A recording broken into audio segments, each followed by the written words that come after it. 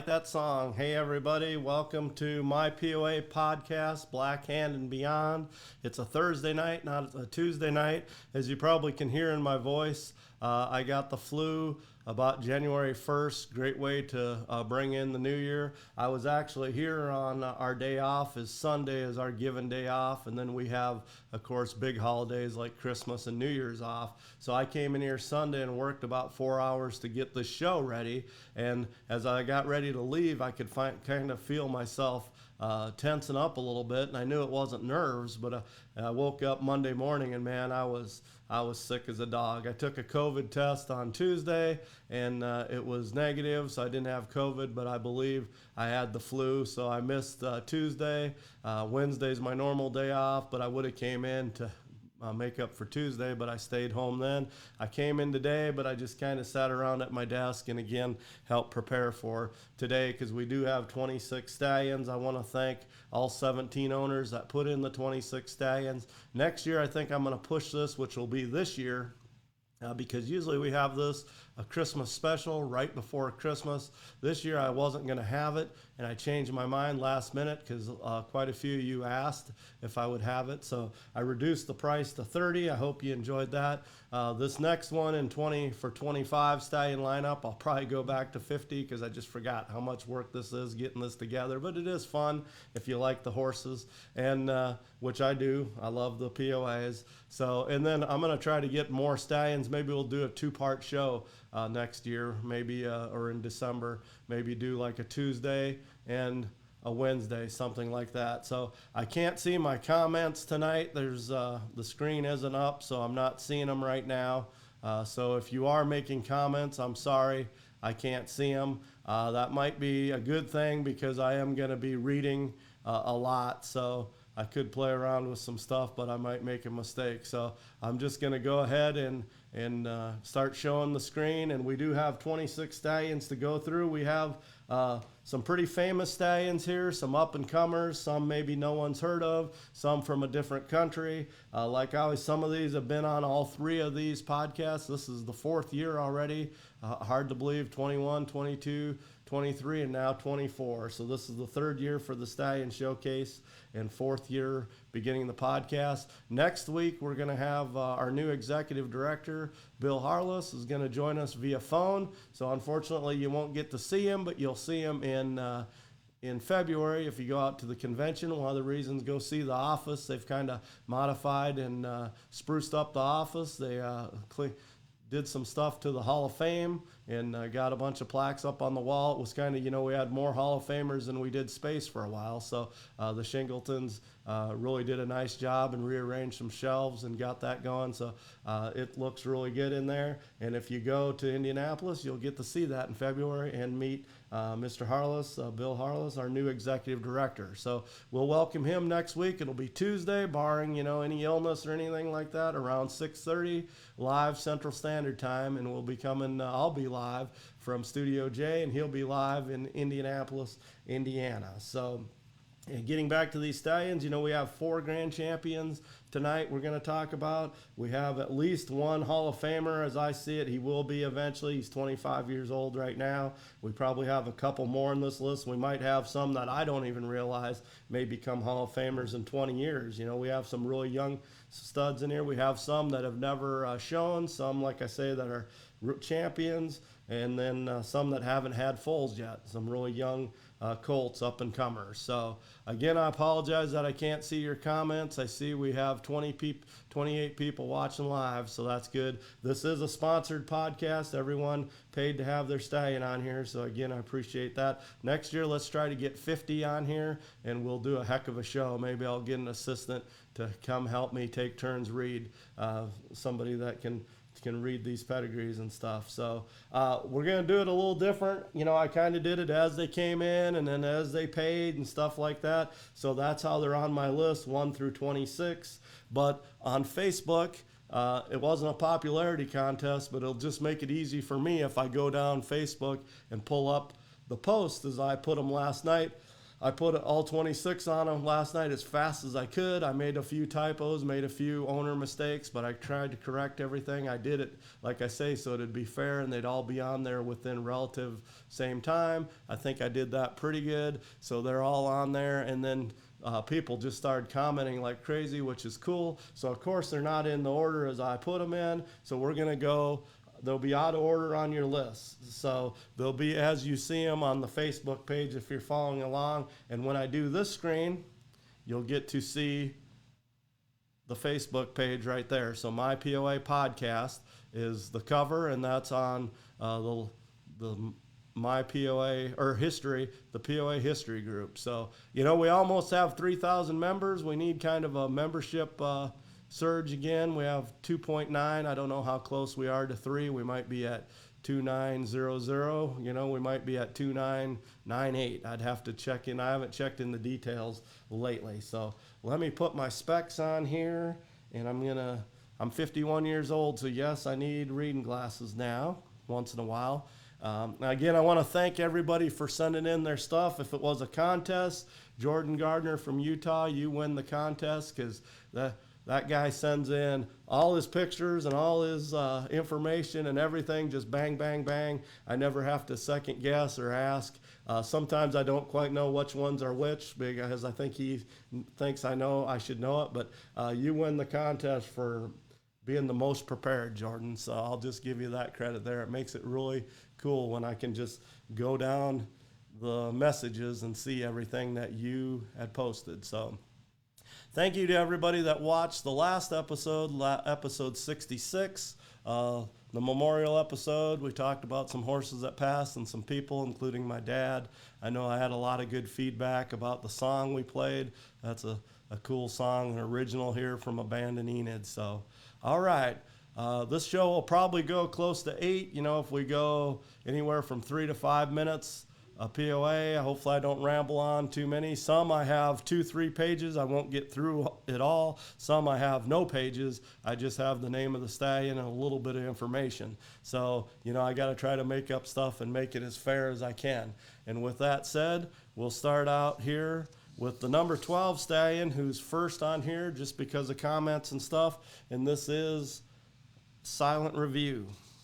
So Silent Review is a 9-year-old bay leopard. He's 54 inches. He's not standing to the public.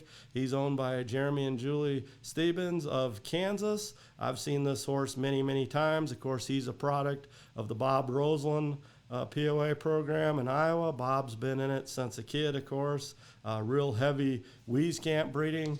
And the one thing that sticks out about AJ, as they call him, if you read his pedigree, if you don't like Skipper W, then you probably don't like this horse because Skipper W's in him 79 times. So, these guys believe in line breeding, and AJ's already a Congress champion sire, so it's working. He's a beautiful colored stallion, as you can see here. And he has numerous of foals in the show pen across the country. His colt J&J Smooth Operator finished number 1 in the nation in yearling colts, yearling lungeline, and yearling in-hand trail. So that's the trifecta. Good job there. He produces good-minded, colorful, and nice-bodied foals. He is 5-panel negative.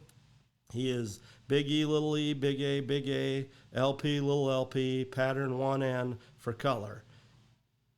And he has his Proven Producer Award. Those new to breeding or new to POAs, I believe it's 15 colored registered foals, not just 15 foals, 15 registered POAs that are tentatively or permanently registered for color. So he has earned that already.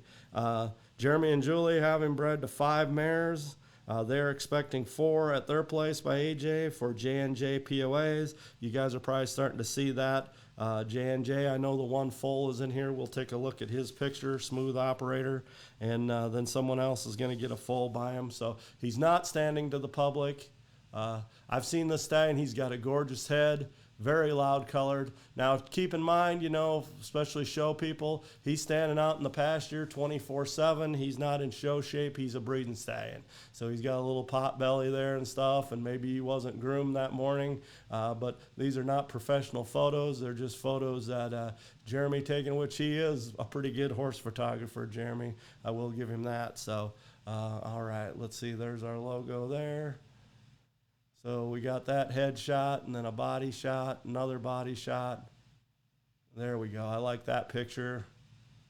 And then there's his ad they did for him a few years ago. Again, 5-panel NN. So standing at J&J POAs, Jeremy and Julie up there in Kansas. He's not standing to the public, but his fulls are available, of course. So, and they have 4 fulls coming this spring. So that is him. And you can tell some people already commented in there. Please go back and read the comments. So our next stallion up is one of our Congress Grand Champion stallions. And of course, this is RY Sudden Equity. I got to put my papers around so they don't catch on fire here. I have a lot of papers in front of me, so everybody please bear with me on that. RY Sudden Equity is number 17 tonight. If you're in a hurry to watch all these stallions, it's not going to be a race. I'm going to take it a little slower tonight. If it takes me 2 hours to read all this, so be it. So, of course, this stallion is owned by Pamela Roberts. She was Pamela 8. Everybody knows Pam. She's a great friend of the POAs in Florida. But he is back where he started from. He's being leased by Rockin' Y Ranch out in Spanish Fork, Utah. The Gardners, of course, Mike and Jordan are the ones we see the most. But there's a whole passel of Gardners that show POAs and trail ride them and do all kinds of great things. Like I say, he is a champion in halter. He was also a reserve champion at the McLaren Futurity. And I remember a couple years ago when Pam won the 45 and over Western Pleasure Championship on him. Again, he is 5-panel negative. He's live cover or ship semen. He's 55 inches. Of course, he's a chestnut snowcap. He is a color producer. His stud fee is $600. I believe he's about 7 years old now. Some of these people forgot that this was going to be in 14 or in 24. I mean, so they put the age when they did the paperwork. But I believe that's what he is. So again, owned by Pamela Roberts, and he's leased by Mike Gardner from Rockin' Y Ranch, and he's one of the good ones, of course. He's well known. He's been shown, and I look forward to seeing more of his babies. One of the coolest POAs around, Suddenly Gifted, is a son of his. I don't have a picture, but you'll see one. I actually could get to it. I took these pictures when he won. That's the day he won Grand. I took this picture when Pam won that class. They were presenting her with the trophy right there. Just a very pretty horse. I'm advertising for the podcast a lot tonight. That's a very cool picture there. He's just kind of a stand-up guy. I really like his chrome and his face mark. RY Sudden Equity. If we go to his post here and scroll down, I believe you'll see where Kelly posted. It's in the comments where Kelly posted about her Suddenly Gifted. So he has a wreath around his neck. So you can go check out the comments here. We'll try to do it and hope we don't get in trouble here. Sometimes when you go down a wormhole on Facebook.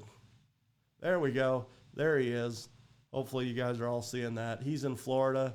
That's his son, Suddenly Gifted. He's out of a Kiddo Tough daughter. And then RY Sudden Equity. He's a loud-colored, very beautiful young POA. I look forward to seeing more POAs by RY Sudden Equity, and now he's back home where he was born in Utah, so he's going to get exposed to Rockin' Y's set of mares, which is probably one of the best in the country. Great set of brood mares that the Gardners have put together there. Here's our list of stallions we're going to have tonight, and then we move on to the next stallion. Okay, SLS, Awesome All Night. And he's another Grand Champion stallion. And he's a history maker. We have a couple history makers tonight that I know of, at least a couple. So Awesome All Night was actually second in the lineup anyway, so he's pretty easy to get his information here.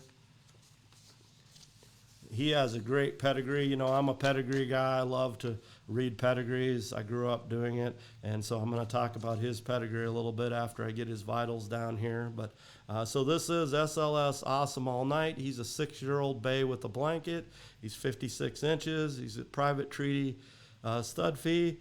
Shipping fee on him is $325. They are shipping from Weatherford Equine Breeding Center.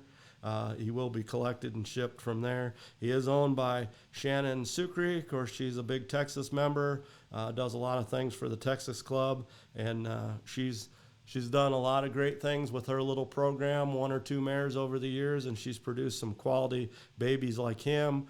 He got famous right away as a baby. He was the first weanling to go grand at Congress and the only one to do it, of course, for a while. Now that just changed after 23. We got to have a couple more that did it. And then he came back and won as a yearling. So that's the cool thing about that. You know, winning as a baby was kind of unique, really unique, and then coming back as winning as a yearling just kind of proved how good he was. And if you want to check out some real breedy pictures of him and stuff and his conformation, I'm sure you can contact Shannon. But these are some classy professional pictures here that are beautiful. These are kind of what we need for advertising in POAs right now. And they took time to haul him to the river or creek there. I believe his barn name is River. I hope I didn't screw that up. For people that know and love this horse, he's a beautiful animal. Like I say, he's a history maker and a 2-time grand champion stallion. And we're all looking forward to seeing babies by him in the future. He's still just a young dude. There's a pretty classic shot right there. And he's just a striking bay. I don't think he's roan to hair since he was born. There's a cool picture. And like I say, Shannon was going for an artsy motif on these, and she hit the jackpot. She can tell you who the photographer was on these. I wanted to make sure I got all 5 of them there. So please scroll through these pictures and look at them. A lot of these people, these owners and these breeders, take a lot of time and spend a lot of money and hours, get up early to try to get shots like this. These are calendar quality pictures, I'd call them, right there of this guy. So SLS Awesome All Night. He's been awesome since he was a couple months old. He's got a lot of history behind him. So no live cover on him, just frozen and cooled semen only for this young stallion. So we go back here, and of course you'll see people are making comments about him too and stuff. He has quite a fan base already. So all right, we're going to move on to the next stallion. So that was SLS Awesome All Night. He was number 2 on the list. Now we're going to move to La La Lazy, AQHA, who was actually number 20 on the list. So he really moved up in order. And that's another thing. Next year, if I do this the same way, you guys can kind of see, go on there and make a bunch of comments. It just helps the podcast. It helps the whole Facebook group. And it might help your order and how you're placed here. So, and then you never know, next year I might draw a hat or do a whole different way and screw you guys all up. So all right, so this stallion, of course, is a registered corridor stallion, AQHA, La La Lazy. He's standing in Jet, Oklahoma. He's 5-panel negative. Excellent disposition. He is passing on to his foals as well as his amazing and natural flat-kneed movement. He's naturally slow-legged. And Donna wrote that to me today, sent that to me. And, of course, I've seen this horse. He's only about 40 miles from where I'm sitting right now. He's a beautiful quarter horse. As you see these pictures, they look like postcards. She sent these to me in the mail because I was off the day she came here to deliver them in person.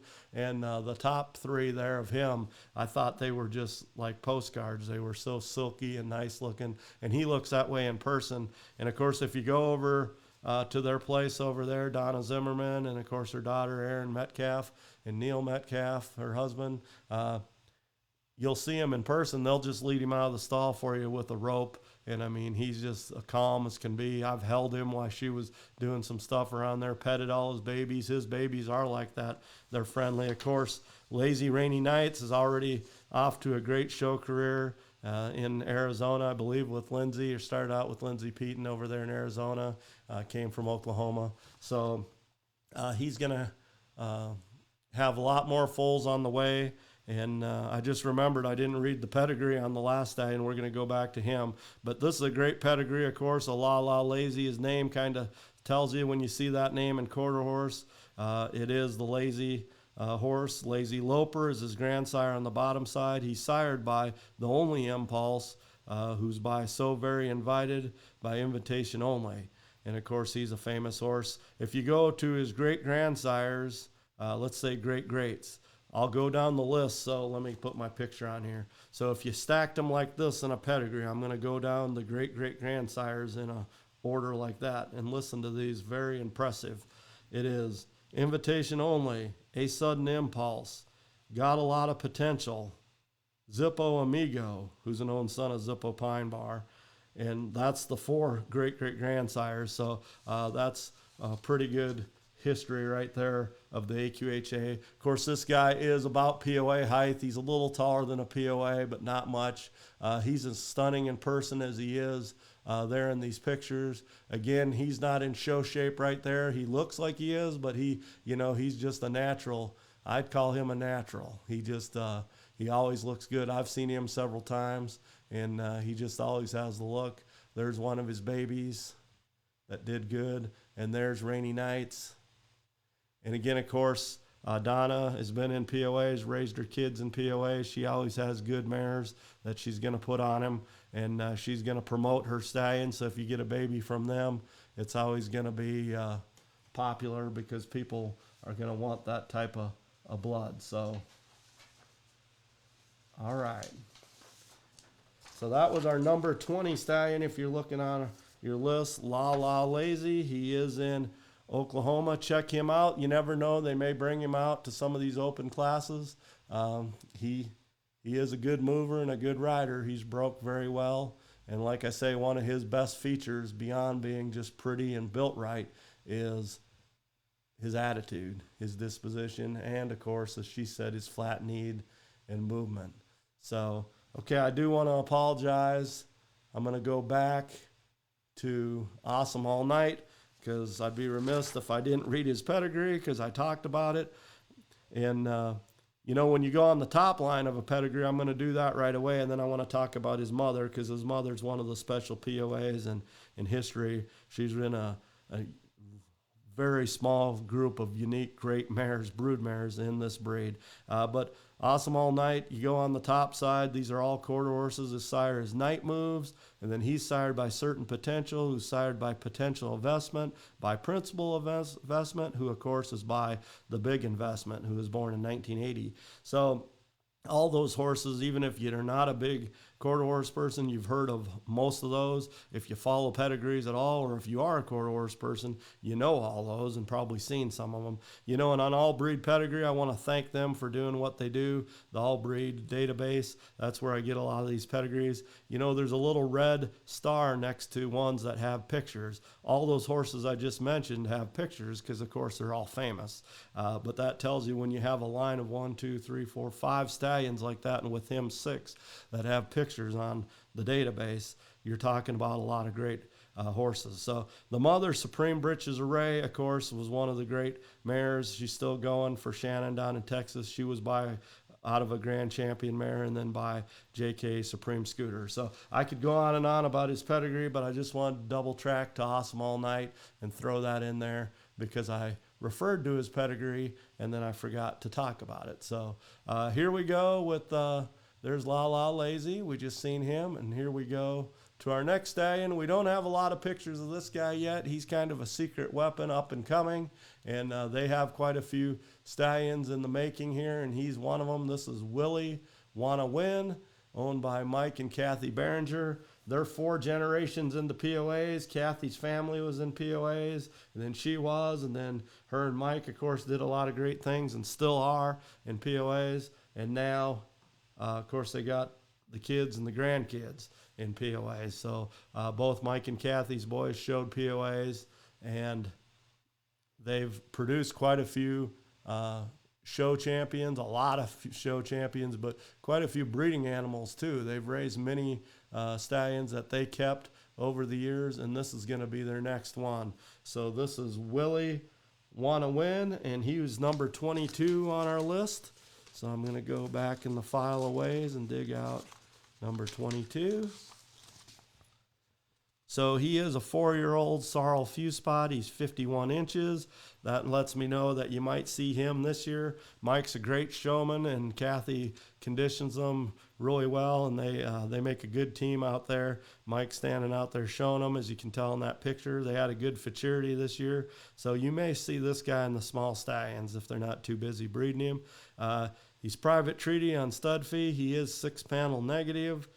Collection plus additional shipping fees apply on him.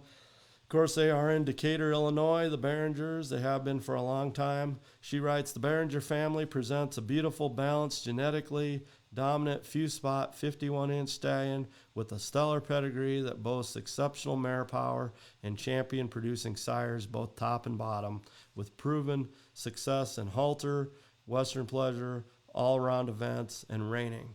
The future looks bright for foals sired by Willie Wanna Win, 6-panel negative.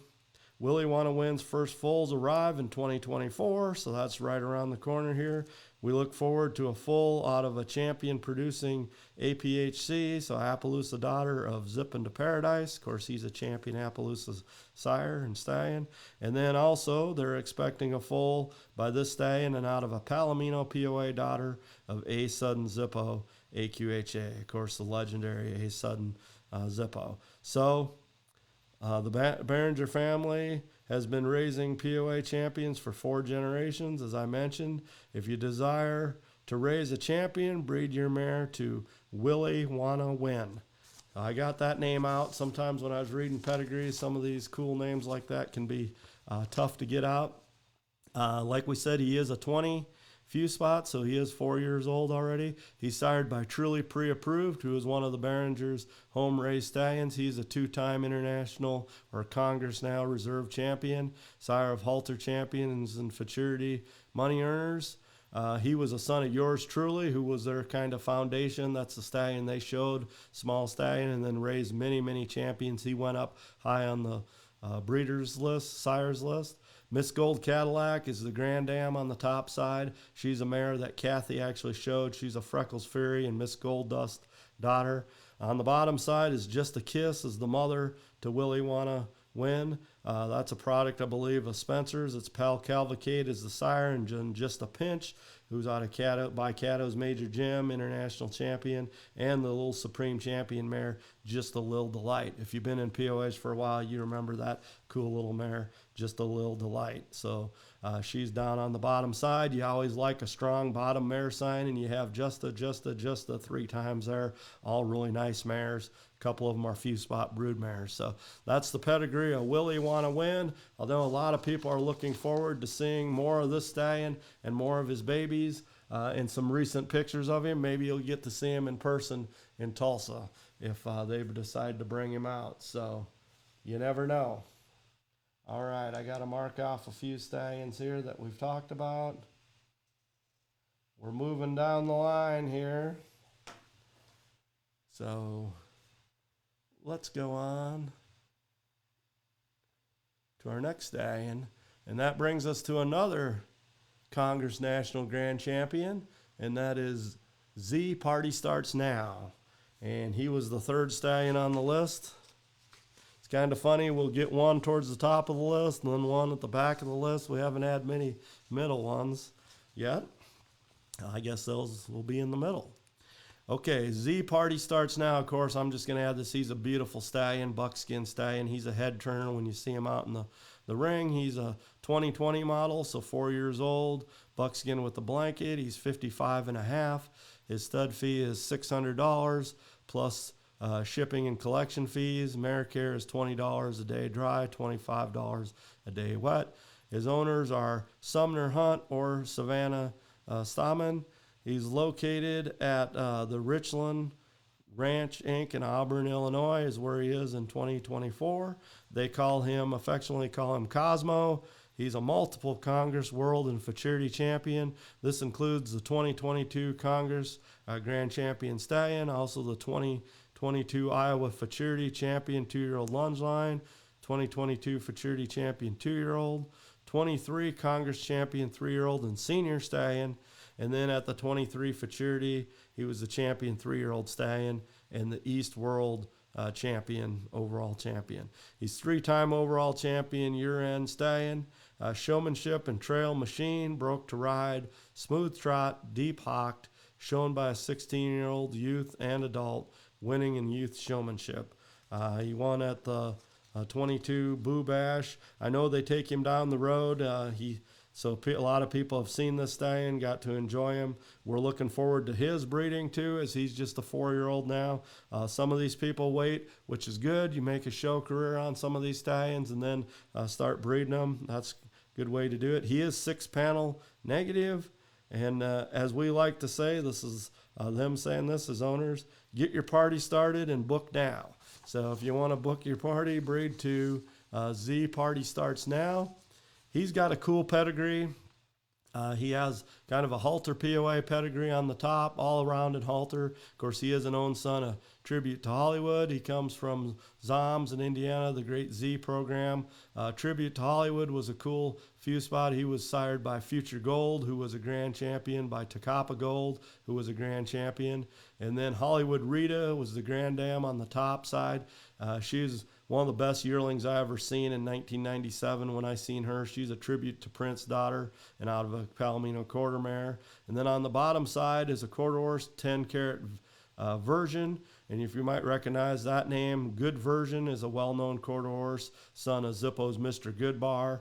And then we have A Sudden Impulse on the bottom side as well. So when you go his great-grandsires, you have Takapa Gold, tribute to Prince, who's probably Takapa Gold's best son, and Zippo's Mr. Goldbar, legendary quarter horse, A Sudden Zip Impulse, legendary quarter horse. So you got the best of both worlds here, POAs and performance quarter horse. So no wonder this horse is already a champion, and a lot of people are looking forward to his foals. We're going to take a little closer look at his pictures here. As you can see, he's a stunning horse. That color just shows through. There he is at the Congress winning a nice trophy. There he is moving. Nice mover. He's got the pedigree to do everything. He's already proved it.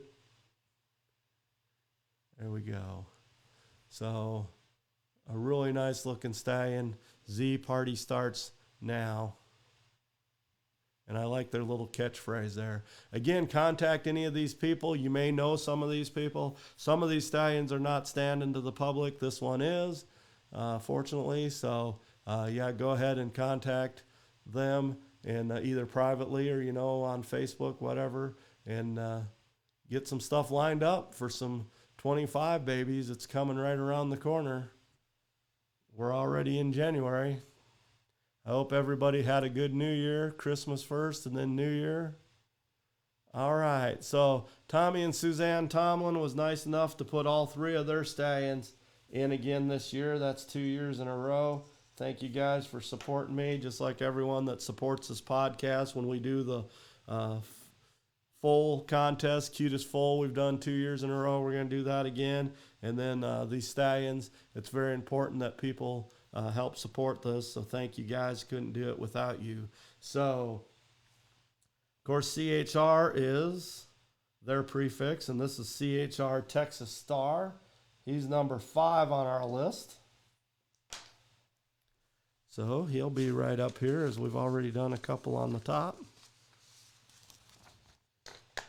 A lot of people have known this horse since he was a baby. He's homebred.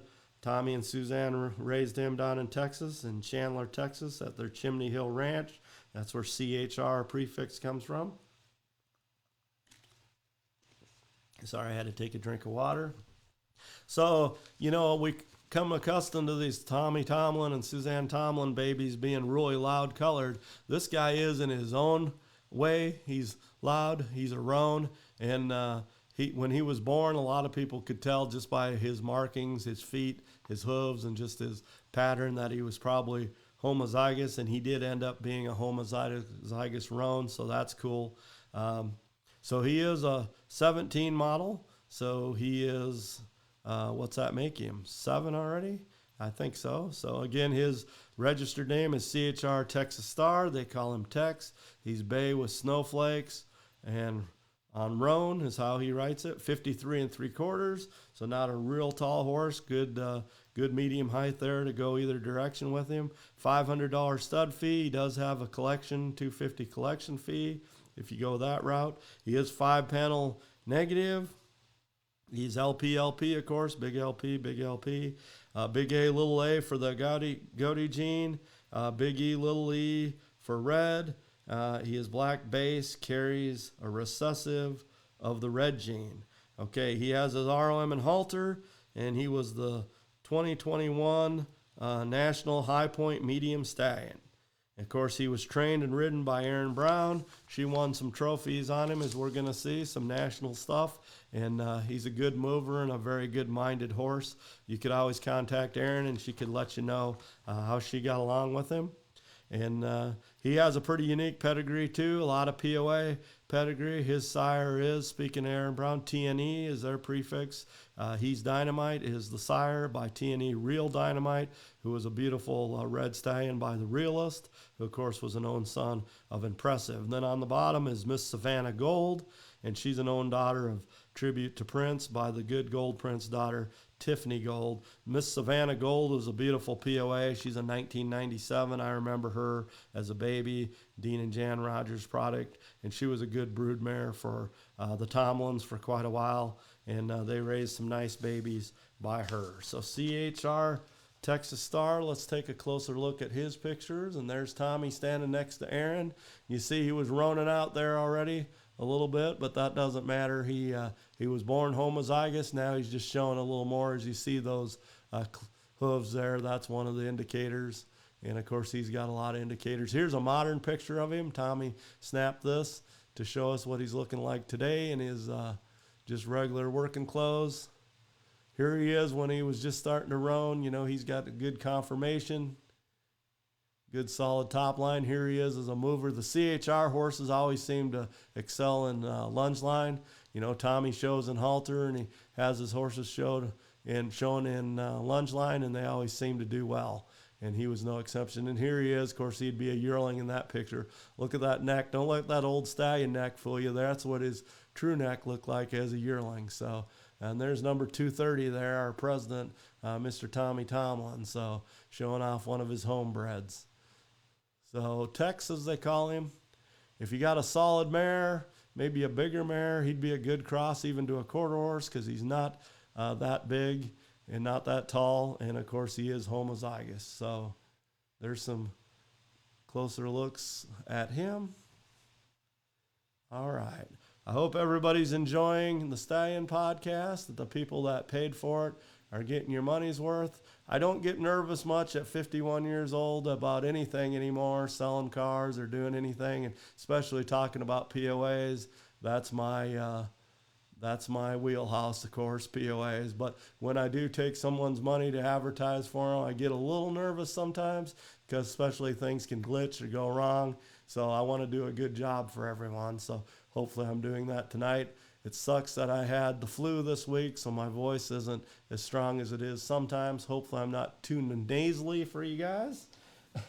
So we move on to another CHR stallion, and this is CHR He's Tough Enough. And, of course, he's the old dude now at the Tomlin's place. He would be number 4 on your roster. So we're going to take a look at him. Now, he's the old guy there, so Tommy didn't send me much information on him. He did last year. He had him in the roster maybe the last 2 years. He's kind of their foundation down there. You're going to see another stallion coming up, a son of him, that they may use a little more now because he's younger and he is a few spots. So, of course, in this breed, that makes a big difference when you are homozygous. And then they have Tex that we just looked at, and he is homozygous. Of course, being a leopard, this horse isn't homozygous, but he has produced, crossed right. He's produced a lot of nice color. So, again, this is CHR. He's Tough enough. He's already an '09 model. He's been showing a lot, as you can see the pictures. He's a grand champion stallion at the Congress as well. Like I said, we have 4 of them tonight. I think we've talked about most of them already, just the luck of the draw. And this guy's got a little special asterisk by him because he's the only small stallion in the modern era to go on and win grand. So in the Congress, he's the only one ever to do it. In the history of the 60, whatever it's been, 65 shows or whatever, the international show that started in 59 on to now, there was 2 of them. 1974, Stallion was in the small class, and then this Stallion did it, I believe, in, correct me if I'm wrong, but I think like in 15 or 16, we probably can see in the pictures here.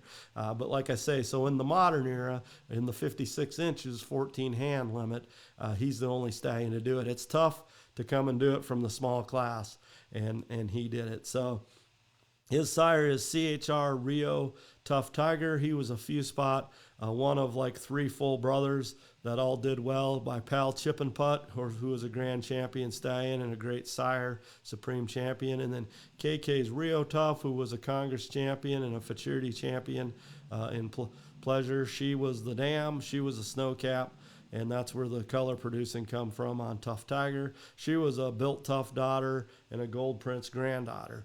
So then, of course, Chip and Putt was a Cody son and Smokey Blackburn grandson. On the bottom side, Tommy always went to the sale in different places and picked up some great mares, and Tasha Jill was one of them.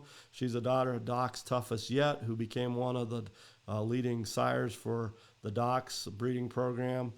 For the bloodline, you know, he went out and did it other places, but he was bred to Catsy Jack to produce Tasha Jill, and Catsy Jack is an own daughter of Zanpar Jack by Zanpar Bar, legendary stallion. So you also have the old man on that same line there, famous 3-bar son. So a great pedigree in CHR. He's tough enough. And this is a cool stallion. Like I say, you know, so he's already 15 years old. So he's one of the senior guys tonight. But I always thought he was just a cool dude. He still is. Nice-headed, clean-necked for being a small guy. You got to remember, he's a little different animal because he's in that small class. So he's going to be built a little muscular and a little different. There he is as a little small guy. So I'm glad Tomlin sent that picture. Cute little baby. And he grew up to be a nice-looking stallion.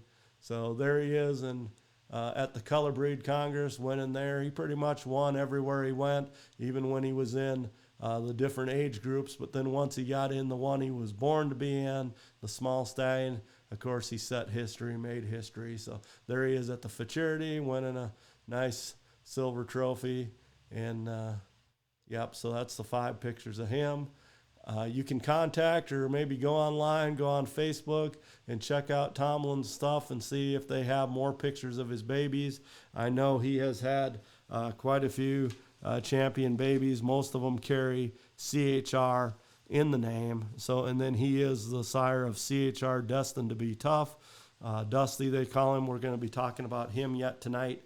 And I think he's kind of the future of the CHR program because he is this guy's son, so you always go on to the next generation, and he is homozygous. So we'll be seeing him anytime here. He may be next. He may be way down the road. It's just the luck of the draw on Facebook and how people commented. So that was your number 4 stallion, CHR. He's tough enough, owned by Chimney Hill Ranch in Texas, Tommy and Suzanne Tomlin. And a lot of people commented. You see pictures there. So please go through the comments. If you want to comment some more, that would be great. Now we do move on to the most senior dude of the night. This is Doc's Rough and Zip. And when I say most senior dude, he is the oldest stallion tonight, I believe. And he is still alive. Doc's Rough and Zip. Got to make sure I don't say Doc's Rough and Tough. That's his sire, of course. This horse is just waiting to go in the Hall of Fame, in my opinion. Probably should be in there already. But, you know, he wasn't a famous show horse, but, boy, he's sired them, hasn't he? He sired the famous babies who's went on to make history and come back and win stuff. I'm not even going to be able to list off all his babies because it wouldn't be fair probably to everybody else because he's got 2 pages of babies. So he is on our list. He is number 10. So we're starting to get kind of in the middle of the list. So let's find his vitals here and read that off to you. Again, if you're just tuning in, we're live tonight from Studio J. We're doing the 2024 Stallion roster. This is the third year we've done this. We did the 22, 23. Now we're doing the 24. And we've covered quite a few stallions tonight. We have more to go than we've already covered, so please hang tight. This is a 25-year-old stallion. He was born in 1999. Of course, he is a few spot leopard, chestnut points. He's 51 inches. He's a small stallion. His sire was a very famous small stallion, Doc's Rough and Tough. I'll get to his pedigree here in a minute. He's private treaty. Mare care is like $10, $12 a day. No additional fees. He is owned by some of the nicest people you're ever going to meet in the POA world or any walk of life. That's Chuck and Maxine Shackleton. It's always a pleasure to talk to Chuck and Maxine. They're just so genuine and down-to-earth people. Of course, they're from Iowa, Farmersburg, Iowa. And I don't know, they do live cover on him. Chuck doesn't have a big place to have a lot of mares at one time, but if you work with him, yeah, he can have your mare there. Or he also has frozen semen available. I don't believe he collects him at this time, but he does have frozen semen. With Chuck's background and career, he was able to do that. And so that's a great thing for POAs and for Doc's Rough and Zip that it's available. So genetic testing, he is 5-panel negative. He's homozygous, of course, LP, pattern 1, heterozygous 1 copy, homozygous red, little e, agouti, heterozygous A, big A, little e. So if you want a reference on this stallion, I made this up, but I know Chuck and Maxine would agree. You could talk to quite a few people that have shown his foals and have bred to him, like Janelle Burton. She's raised many great babies by him. Sean Weiss from California has had some good clay hills. And then, of course, Lindsay Peaton from Arizona has had some good clay hills and has worked with some of them as well. So we're going to get to a list of his babies here too. But like I say, I'm not going to name off every baby he ever had. A lot of them are clay hills. Of course, some of them are from different breeders, as I mentioned. I'm going to just touch his pedigree real fast. Being 25 years old, he has a little bit of an older pedigree, so I'm not going to go deep. I'm just going to say his grandsires are both well-known. Kiddo Tuff's his grandsire. He's in the Hall of Fame. Zippo Scotch Bar is his grandsire on the bottom side. Of course, great leopard Appaloosa stallion who was an own son of Zippo Pine Bar and out of a Scotch Bar time daughter, Scotch Bar maid. So he's a well-known Appaloosa stallion. And then the Grand Dams were both also good mares. If you look up his pedigree, Doc's Double Zip and High Plains Heat Wave were used by Doc Nemers for a long time. Both very good mares. Doc's Rough and Tough's in the Hall of Fame. Kiddo Tuff's in the Hall of Fame. This pedigree is full of Hall of Fame and national champions and champion sires. And like I say, I believe Rough and Zip will probably be in the Hall of Fame as well one of these days. So some of his modern foals, of course, is Sweet Caroline. I want to sing that song every time I see her. She won the Futurity, in 22, right? Because she'll be a 2-year-old now. So she won that. Take Another Look. I think he might have been reserve at the Futurity. He was a 19 model. Him and is it Third Day are full brothers. They both were grand champion geldings at the Congress, and Take Another Look also was grand champion as a yearling. So I believe this stallion has had a lot of near misses at the Futurity. He has sired Futurity winners as well. I think Doc's Diamond in the Rough way back in 07 won it for Doc Nemers. And then, like I say, I know Sweet Caroline won the Futurity. So Watch Me Sparkle is one of his daughters, and she became a great broodmare. I think she's retired now, but for Janelle, and she's produced many babies that you guys would know. Of course, Clay Hill Eye Candy, Clay Hill Lazy Loper. There's a whole bunch of Clay Hills because that's Chuck and Maxine Shingleton's prefix in Farmersburg, Iowa, the Clay Hill. And then there's a lot of others too. You can always go on All Breed Pedigree and look. There's 2 pages of his foals, and of course that doesn't represent all of them. But because sometimes there's champions on there, especially geldings or show horses that are not put on All Breed.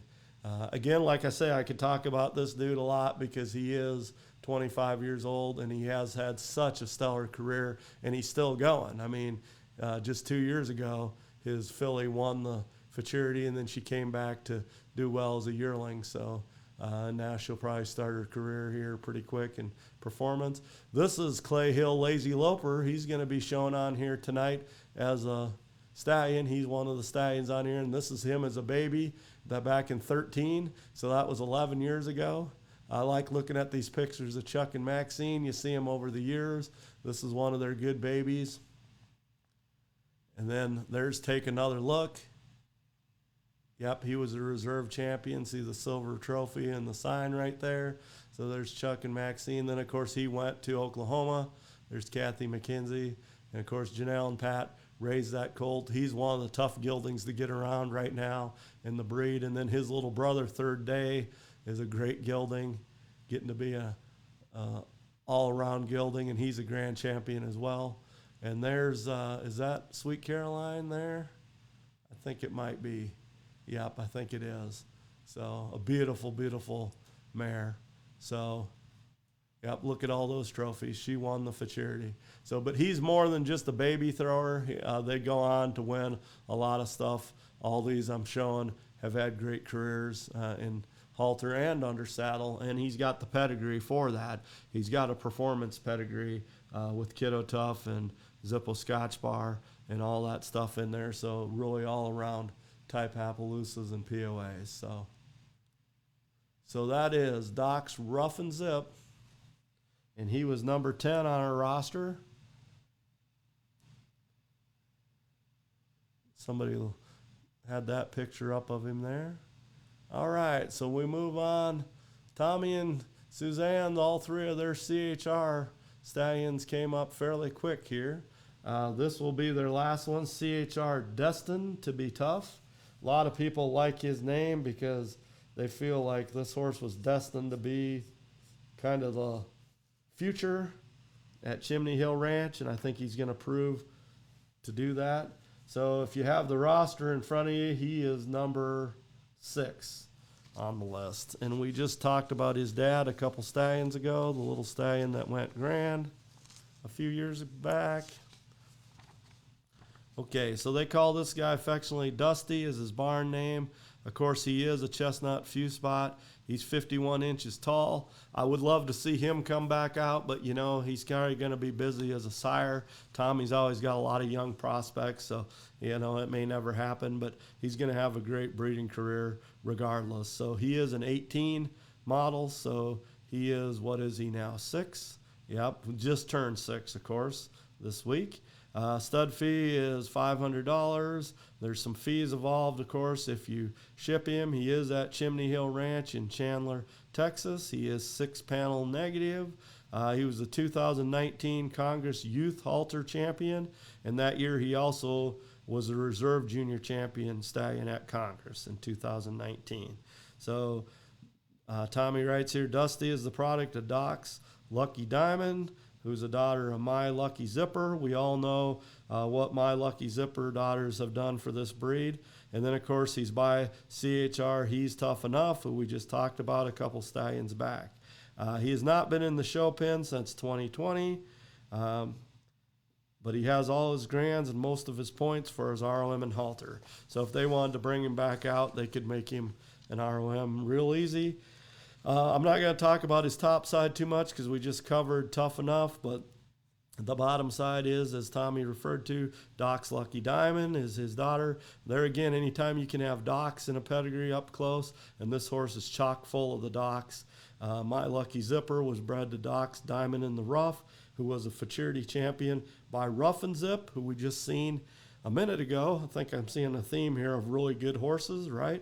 And the dam to this stallion is a really nice filly that's made a good broodmare down in Chandler, Texas for the Tomlins. So when you take the way back line here, when I say way back, probably great-great-grandsire, you have Santee Cody, Doc's Built Tough, Doc's Big Time Dude, Zanpar Jack, AQHA, Gambler Super Mario, Zippo Pine Bar, AQHA legend, Doc's rough and tough, POA Hall of Famer, and Doc's big time dude, one of the later stallions for the Doc Nemers program and a champion sire. So, wow, talk about a pedigree. And you're going to see, you know, Tommy promotes his horses. He has Aaron Brown currently helping him show. They always produce a good product. And Aaron, of course, displays her ponies really nice and has been doing a great job for Tommy. I always enjoy seeing them at the show. You know, the CHRs are going to be well-minded and usually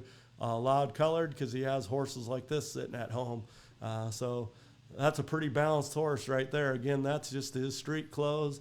That's not, you know, that's just his Levi's. That's not his show duds. So, but he's got the structure and the conformation to make a great sire. Here he is when they were showing him back in his yearling days. Excuse me. There's Suzanne holding him. And there he is when he won the youth halter. That would have been, of course, he was a yearling when he won the youth stallions. And there's the CHR logo. I just threw that in there. So look to Tommy and Suzanne, ask them for some pictures of some babies this spring when they start coming. I'm going to make them put some pictures in the cutest foal contest so we can see some more babies by this guy, and you'll probably see him on the road. Tommy does travel. You know, he shows quite a bit. Shows in Texas, Oklahoma, and Kansas, so that helps out the club. So some of these pictures I'm going by is because, of course, people just clicked on a picture or commented on a picture, and it's separated from the original post. Taking another drink of water. If you just joined us, we're working our way down the 2024 Stallion roster. This is a sponsored podcast. These Stallions owners all paid to have them on here tonight. They've been on Facebook on the POA History Group since last night, so they've been, and they will be on there forever, and so people can go and take a look for a reference. And then, of course, you can watch this podcast anytime. Right now, we're currently live, but we will be, you can watch this anytime. It will be on Facebook, and eventually it may be on other platforms as well, especially like YouTube and stuff like that. But for now, Facebook is our home base, and we're fine with that. So we move on to stallion number 13 on the roster, if you're keeping track, and this is Salty Stole the Look. Let me find Stole the Look here. Of course, he's like a family pet to the family that owns him. A lot of these stallions are. They've had him since he was a baby, bought him as a baby. He's affectionately known as Buddy. So I've known this guy since he was a baby. Of course, he was bred in Cherokee, Oklahoma by the legendary breeder Lynn Puffenbarger. And, of course, he's been owned since he was a baby. He is, 19 now? Is that right? Yeah, 19 maybe? Yep, because he was in 05. So Jeremy and Julie Stevens of Sterling, Kansas own him. He is a chestnut snowcap. Obviously, he's homozygous. You can tell that. He is 56 inches with a PHC. Salty Soul the Look is his name. He is not standing to the public, but they raise a few babies by him every year. Again, they have that young AJ stallion. He's 7 or 8 that we talked about already. So they have a couple stallions up there, and their daughter also has a stallion too. So they have plenty to choose from. But this guy has been a proven producer for him. He puts out a real solid iron type POA baby, and he's turned out to sire some speed. His babies seem to have that little extra something, and that is speed. So if you look at his records, you'll be able to tell that his babies do well in the games if you want to go that way. And of course, they are structurally built well, conformation wise. And as I said, they call him Buddy, and he is unofficially, and that's part of my fault, sired 32 Congress class winners. That's on the leading sires list. He has also sired futurity champions. He produces good-minded, easy to break and ride, and good-bodied get. His daughter, Jan J, so good-looking, finished as the #1 overall in the nation halter mare this year. She also finished top 5 in several other classes. He is 5-panel NN. He is EE in A, little a, LP, LP, of course. No pattern 1 for color. He has his ROM and halter, most colorful, and Western pleasure. So he has ROMs in three things, and of course he is also a proven producer. So they don't have a real big herd up there in Sterling. Like I say, they have quite a few nice mares, and Jeremy and Julie always rotate their mares. They believe in good bloodlines and good-looking mares. They know the mares are important, but Buddy is, he's one of their foundations. He's the one that kind of got them started back in it. Julie, of course, is a heritage breeder, as I coined that term. If you don't know what that means she was in POAs as a kid. And then when she grew up and got married and had kids of her own, she made the decision to come back into POAs and raise POAs. So I call those individuals heritage breeders. So he carries the bloodlines of Hall of Fame stallions Chief Little Britches and Salty Gotta Look. We're expecting one foal by Buddy at J&J POAs. Okay, so they're just expecting one this year, but I know they usually have some available, and that foal will be out of a good, nice-looking mare. I can guarantee you that. Jeremy's broodmare band, again, is one of the best-kept secrets in the breed. It's a nice-looking broodmare band. I've had the opportunity to see them in person, and they're nice mares.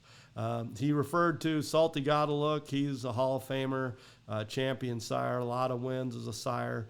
He's actually a full-blooded App horse. He's the grandsire on the top and bottom.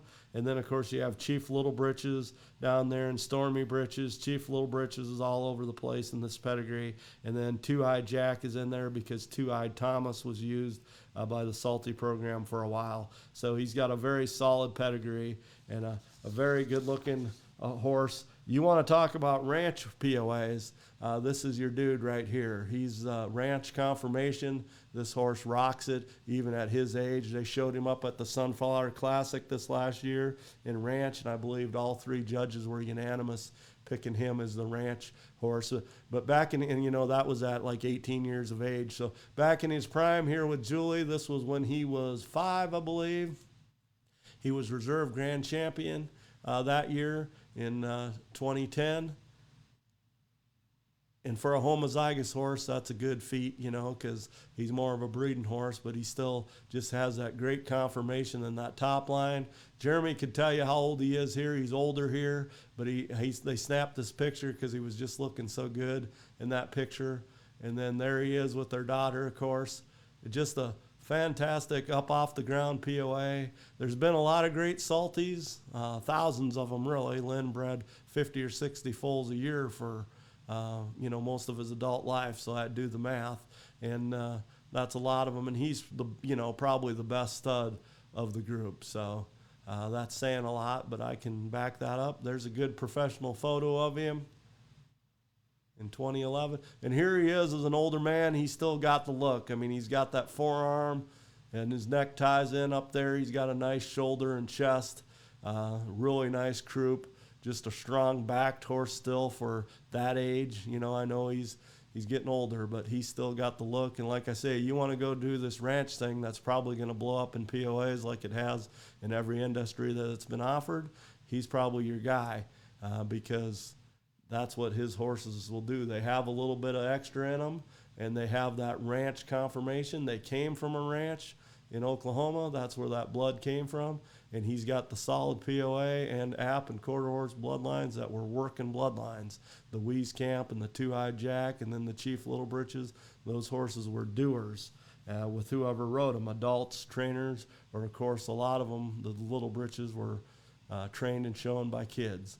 So that is our number 13th horse on the list. Salty Stole the Look on our stallion roster. Okay, we're moving right along here. All right, here he is, and why I say here he is because this was our number 1 horse on the list, and he slipped down a little, but that's fine. Made people guessing where he is coming. This is super cool, and he's number 1 on the roster tonight. This is a neat little young stallion. Got some information about him here.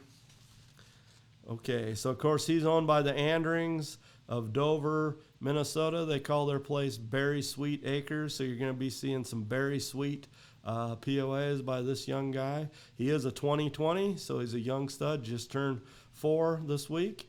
And he's a little dude, 49 inches, chestnut few spot, 6-panel negative. He's LP, and he is sired by the great RPR's Impulsive Superman, who's a well-known, probably on his way to the Hall of Fame as well, stallion. And the dam is CV's Maybelline Ultra, and she's by a Hall of Fame stallion, CR Star Kid, who's by Hall of Famer Kiddo Tough. And let's see what they say about him here. Still only standing him to our own mares. Maybe 1 or 2 outside mares in the future. Just contact Melissa Andring. She might work out something if she wants to breed some mares. They do have some nice mares up there in Minnesota, so they're happy with breeding him and selling his babies. So he's going to have some babies coming, I believe, this year. There is 2 mares bred to him for this year. One is a Silver Kid daughter, and one is with the Dykstras, and her name is Dutch Love. So he's bred to 2 nice mares. So check out those contacts there for his babies coming this spring. He had 1 filly this year. Her name was Berry Sweet Shenanigans. You've probably seen her in the Cutest Foal contest. I believe there's a picture of her. Yep, right there. She's a cutie. We'll be looking at her. Melissa says she's amazing and will be shown in lunge line and in-hand events this year because she will be a yearling now. He is currently being started under saddle, and we will see how that goes. Been super easy going and a real gentleman. We've been waiting for him to grow and mature since he is such a little, something like that. So, all right, I already alluded to his pedigree, but if we go down to his great-grandsires, we have Two-Eyed Sonny, who's a great-looking POA stallion, was a stallion, and he was a 2-time reserve grand champion stallion. Dipped and Zipped, quarter-horse stallion, Kiddo Tough, and then Cool Enough Skippa, who goes back to Sure Enough Skippa, who, of course, was used on the Mexicali bloodline for Joe Taylor out there in Utah. So Wieskamp horses, of course, Sure Enough Skippa. So you got a cult of pedigree there, really good pedigree, nice mix. And this guy is a cool stallion. And then both his grandsires were cool little stallions. TMD's Two-Eyed Rawhide, who was we just lost here a couple months ago, and then CR Star Kid, who was in the Hall of Fame. That's his grandsires. So 2 nice leopard horses, and then this is a few spot. There is quite a few sons by RPR's Impulsive Superman, and they're all making names for themselves. I think this little guy is one of my favorites. I can't really pick favorites. I like them all, but he is so small that makes him unique to do some special things with. And then he is also homozygous, so that makes it cool too. So let's take a little closer look at his pedigree. Again, this is super cool. And of course, he came from Jess Drish, the Pony Farm. That's a very nice picture of him. He don't look 49 inches there, does he? Not really. So, or there either. So he's got a cool head, really nice look about him. There's that head again. With Star Kid and Two-Eyed Rawhide as his grandsires, he can't have a bad head. He may never even throw a bad head. So there he is. She said they're starting it on under saddle, and that was him. There's his first baby. You see that solid bay mare next to that cute baby, so you know what that homozygous color can do, and that is Berry Sweet Shenanigans. Check her out this year. She'll be showing in the Northern Circuit and with the Andring, so take a look at her, and you'll be able to get a glimpse of the future here for this young stallion. Super cool. So he's number 1 on our roster, so we got him down. So we have, I think, the first 6 now are off the roster. We have a lot of the bottom ones still to come.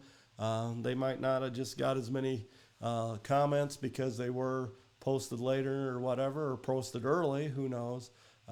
There, Liberty Rose, of course, she's one of our top contributors, as it says. Nugget, they affectionately call him. That's a cool picture there of him. So just a cute little dude, small POA stallion. All right, so we're moving on to our next stallion here. Another young prospect that a lot of people are looking forward to the career of this young gentleman, and that is number 11 on your roster, the Golden Ticket. The Golden Ticket is owned by Terry Thorson of Newton, Iowa. And I'm pulling up his information right now.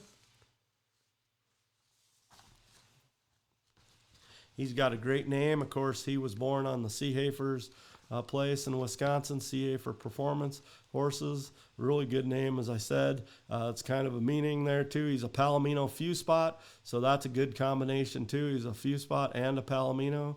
He's 54 inches currently. He's a 3-year-old. A lot of these pictures, all these pictures, in fact, that we're going to look at was when he was a yearling. So I'll mention that when we look at some of the structure on him and how much mass this guy's carrying. He's a massive colt, and he's got a great pedigree we're going to talk about too. So Terry's been involved in POAs a long time, kind of behind the scenes a little bit in there in Iowa. He grew up around the Victor family. Like I say, he's in Newton, Iowa. He's been having a very successful breeding program lately with his some of his fillies. He had a filly do really well at the Futurity, and then of course Ginger Snap that you see in that picture there, not related to this horse, but she's made a name for herself as a champion mare. So this guy here, his young stallion, the Golden Ticket, he's his junior sire. He's going to be standing at the Iowa Equine DVM in Huxley, Iowa. And this is very important to note. He's going to be there from March 15th to May 15th. Going to be shipped semen only.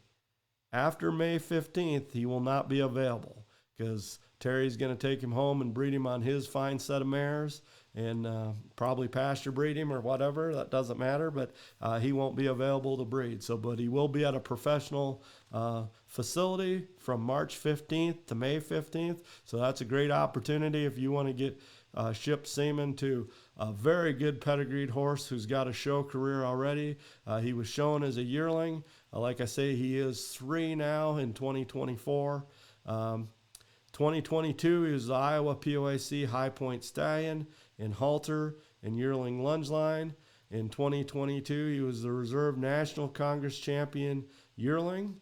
And then also that year, he was Reserve National Champion in the year-end National High Point Awards. His first full crop will be this spring in 2024. So we're looking forward to that. Of course, Terry's got a really nice band of mares as well and good pedigrees. Terry's a horseman.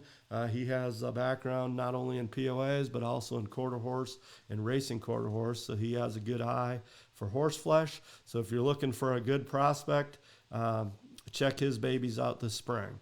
So of course he is 6-panel negative. He is a few spots, so he's LP, big LP, and then pattern 1, pattern 1. So for all you guys that pay attention to that, which is important. I have his papers in front of me here because his papers are so impressive. I didn't need to read his whole extended pedigree. So he's a son of Pal Casey Jones, who's, of course, a 2-time national grand champion Congress stallion, and he did it as a few spot, too, which is very tough to do, doing it as a few spot. And Pal Casey Jones has proven to be a great sire, and he's had a lot of good babies, and this is another one. And this was breeding a few spot stallion to a few spot mare. We have a handful of few spot mares in the breed. I talked about one earlier. In the history of the breed, there's a few that just kind of rise the cream of the crop for brood mares, and Cochita Hawk's Respect would be one of them. You guys know a lot of her babies. She's the dam of the Golden Ticket. So this is one of her latest babies, and of course she's a daughter of LVO Respect's Poco Bien, Mr. Respect's son, who did so well for the LVO program. And then the Grand Dam on the bottom side was just a beautiful mare, Santee Bernadette from the Santee program. She was a senator daughter. And so when I looked at the papers here, I see Sire's sire is Santee Cody, and I wrote down next to him sire, which I meant he was a great sire. And then the sire on the papers right above Cody is Pal Casey Jones, and I wrote the word sire. So then what I found myself doing with a pen is next to the name here, the Golden Ticket, I wrote sire. Even though this colt hasn't had a foal yet, I mean, the proof is in the pudding of his pedigree. Pal Casey Jones has proven to be a sire. Santee Cody proved to be one of the greatest sires in the history of breed. I believe he's still in the top 10. He's an 89 model, been gone a while. He's still in the top 10 of Congress champions. So there you go. The Golden Ticket, his sire, pal Casey Jones, and then Santee Cody. So, and then the mother is just a beautiful, great mare. She's still up in Wisconsin with the Sea Heifers. So, as I say, everybody's kind of anticipating this horse, not only his build and his pedigree and all that, but also his color, because he's a few spot and he is Palomino based. So you also got to love that name. So here he is showing as a yearling at the Midwest Regional. And here he is moving. That's a lot of body for a yearling. I always thought he looked like a 2-year-old. Look at that deep dish there. Deep body, big hip, built right, nice top line for a yearling. And there he is there, 3-time Iowa High Point champion, reserve national champion, as I mentioned. So the Golden Ticket, owned by Terry Thorson of Iowa, and he is going to be standing at a vet station up there in Huxley. So please check that out. March 15th to May 15th will be your window there. And there's another picture. Thank you, Nikki. She folded him out for having that picture there as a weanling.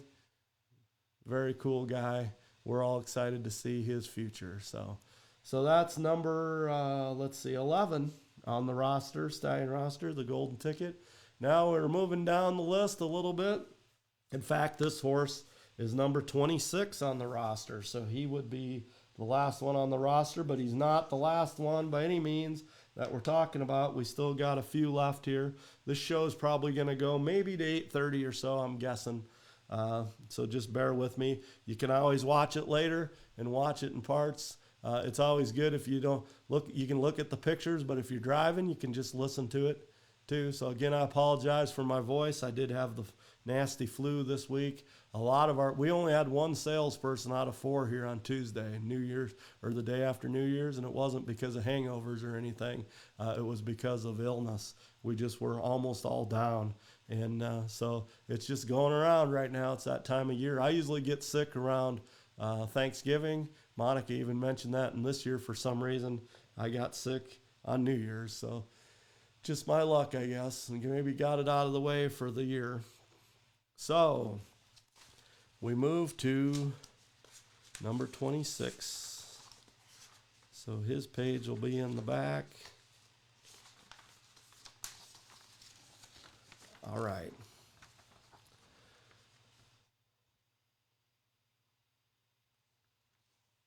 So this is Wendy's Smoking Gun at BPR. He is owned by Sylvia Passo. BPR stands for Brush Poppin' Ranch. He was bred by Tracy Coyle of Pennsylvania or New York. I think New York, I guess. Tracy, and a lot of you know her Wendy's program and all her beautiful foals. She shows she's a great photographer. She puts a lot of pictures of her babies on Facebook and all the Wendy's. They've won some Congress championships now. Tracy was nice enough to write something up for me. I know Sylvia sometimes has a hard time sending me stuff. She's in Peterson, Minnesota. Of course, she is also a heritage breeder. She's been around for a long time. Her dad was in the POAs way back in the 50s and 60s. So we're talking a long time. So anyway, Wendy's Smoking Gun at BPR. He is 5-panel negative. He's smoky black, big LP, big LP. His sire is Wendy's Man in Black, and his dam is Lucky Black Cat, known as Kitty, who is the dam of Wendy's Smoking Black Cat, multiple Congress class winner, ROM winner, close to Supreme Championship. The dam of Wendy's Sun Cat, 3-time Pennsylvania State 4-H champion. Dam of Wendy's Lace and Chrome, Congress top 10 in 8 out of 11 speed events. And the dam of Wendy's Black Gold, Maryland State Fair Grand Champion all-breed horse and pony halter. Her sire and his grandsire is Lucky Strikes Gold, and that's a POA, of course. Lucky Strikes Gold was the winner of the first go-around of the 2020 or 2004 POAC International Reining Futurities. I remember that in Des Moines. I was there and seen him. do that. His pedigree is full of champion reiners, and his sire is Gold Bar Taps, APHJC, ROMs in junior reining, halter, heading and heeling, and working cow horse, and was a year-end finalist in senior cutting. So again, you're talking about the ranch program being established in the POAC. This might be a good stallion for that, his future foals. His grandsire, so Gold Bar Taps grandsire, would be Hollywood Taps GN, APHAC. He's a well-known Appaloosa, won both the world and national championships in senior reining and the world championship in freestyle reining. His great-grandsire is the legendary Hollywood Jack 86, AQHA. Lucky Black Cat's Dam is a small black roan Appaloosa with halter and pleasure points winner at APHC, state and national levels. All right, thank you for all that information. Again, this young stallion is at Brush Poppin' Ranch. That's Sylvia Passow in Peterson, Minnesota. And I'm going to add myself to the... I am still here, everybody, so there I am. Let's take a look at some of these pictures. Tracy enhanced some of these and put some kind of Christmas miracle. I know Minnesota had a brown Christmas. I said that to somebody here at work today, one of my coworkers. He's 23, and he kind of said something I won't repeat, but he didn't realize what a brown Christmas was. And I said, that just means there was no snow, dude.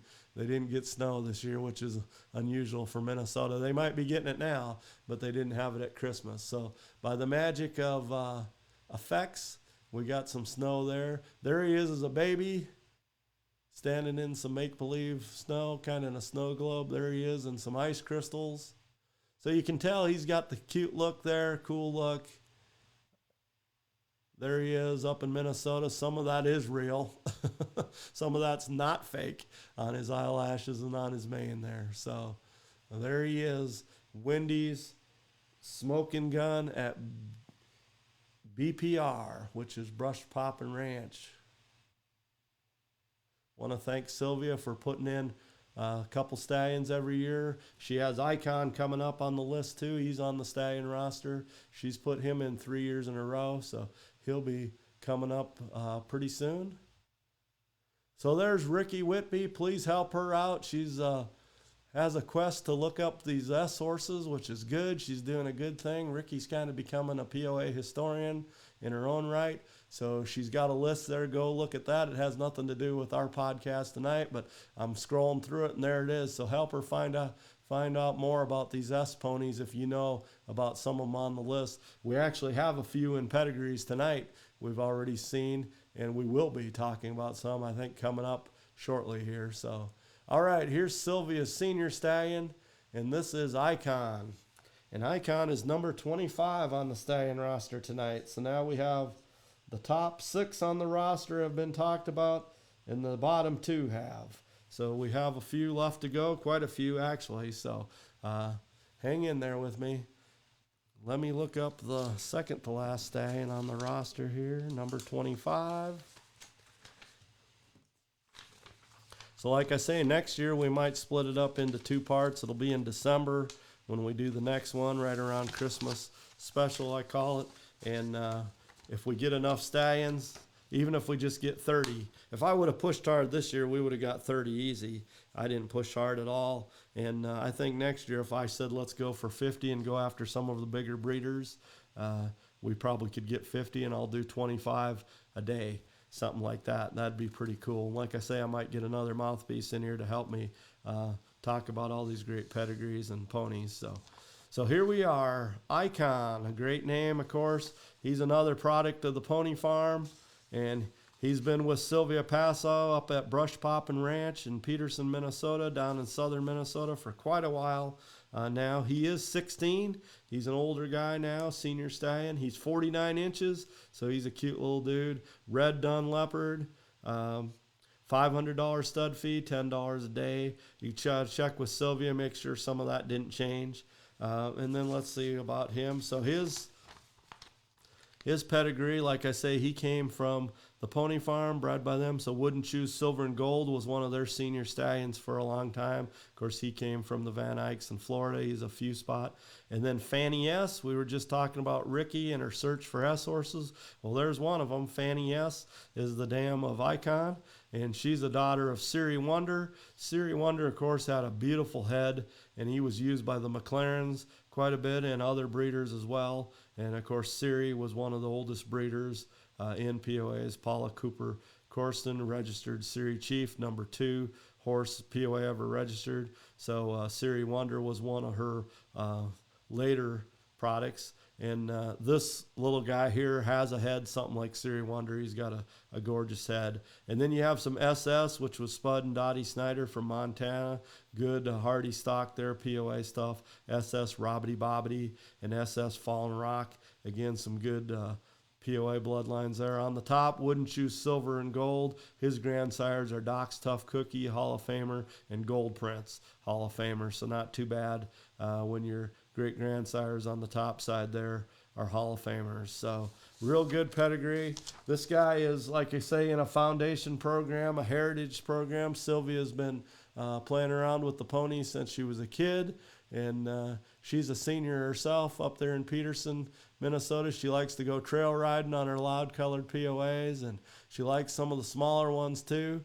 And I cropped out the ponies next to him on each side of horses that would have showed you he is 49 inches, because there's a horse over on the right here that probably looks like he's 16 hands.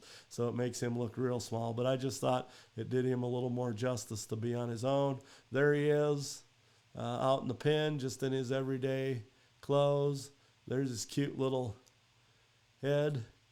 Nice headed horse. Horse under saddle. So, you know, he's kind of a secret. A lot of people haven't heard about him. There he is posing for a Christmas card. That's a good picture. There's Sylvia.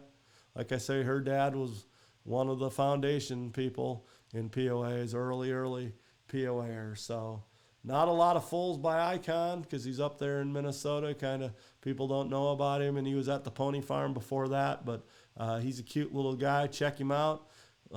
Like any of these, if you want more information, reach out. All these people are on Facebook, I believe, and Brush Poppin' Ranch. That's Sylvia. Just reach out to her. And most of these breeders as well and owners have stuff available. So just contact them for more information.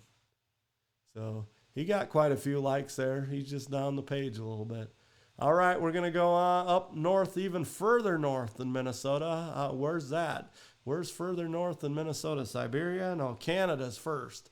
Canada. So we're going to talk about Bright Black Diamonds. He's down on the roster as well. So his owner always puts him in RPR Classic Plotted in. This is his 3rd year in a row being in the Stallion roster. Thank you, Betty, for doing that. She's up in Alberta, Canada, so a little west over there, up in the Great North. Bright Black Diamonds is number 24 on your roster if you're keeping track. Next year I might send out rosters, or I actually did on here. You could have printed it out, and so you could follow along. You might want to make the last batch of popcorn, because we got a few left to go here, but we're wrapping up a little bit. So, all right, let's dig him out of the pile here. Bright Black Diamonds. This guy's got a very pretty coat, loud leopard horse. Again, I didn't get a lot of information from Betty this year. Betty Lakakowski is the owner from Veteran, Alberta, Canada. I believe his stud fee is like $405 a day mare care. You can always contact Betty for more information. He is 13-3. He's producing some babies already. He had babies in the full contest. We're just going to go to his pictures right away, because I want to skip through. I'll come back to these, but I want to look at his babies. There we go.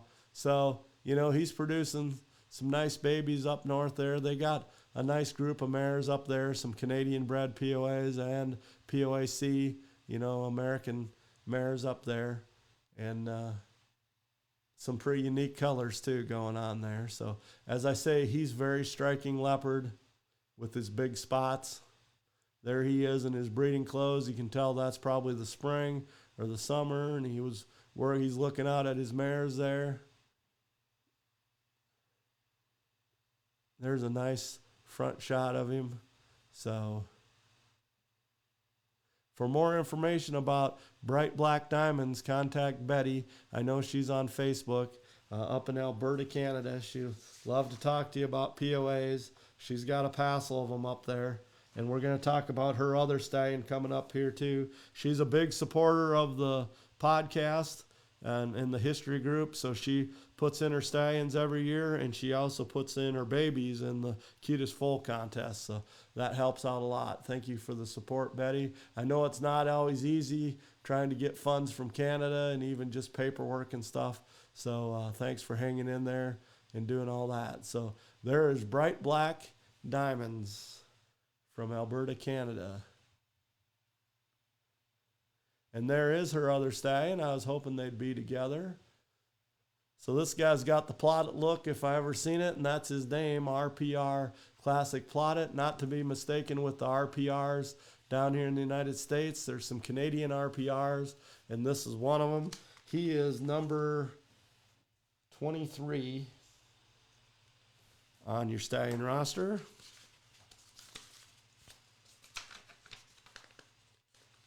And as you hear me shuffling papers around, I am going to take a drink.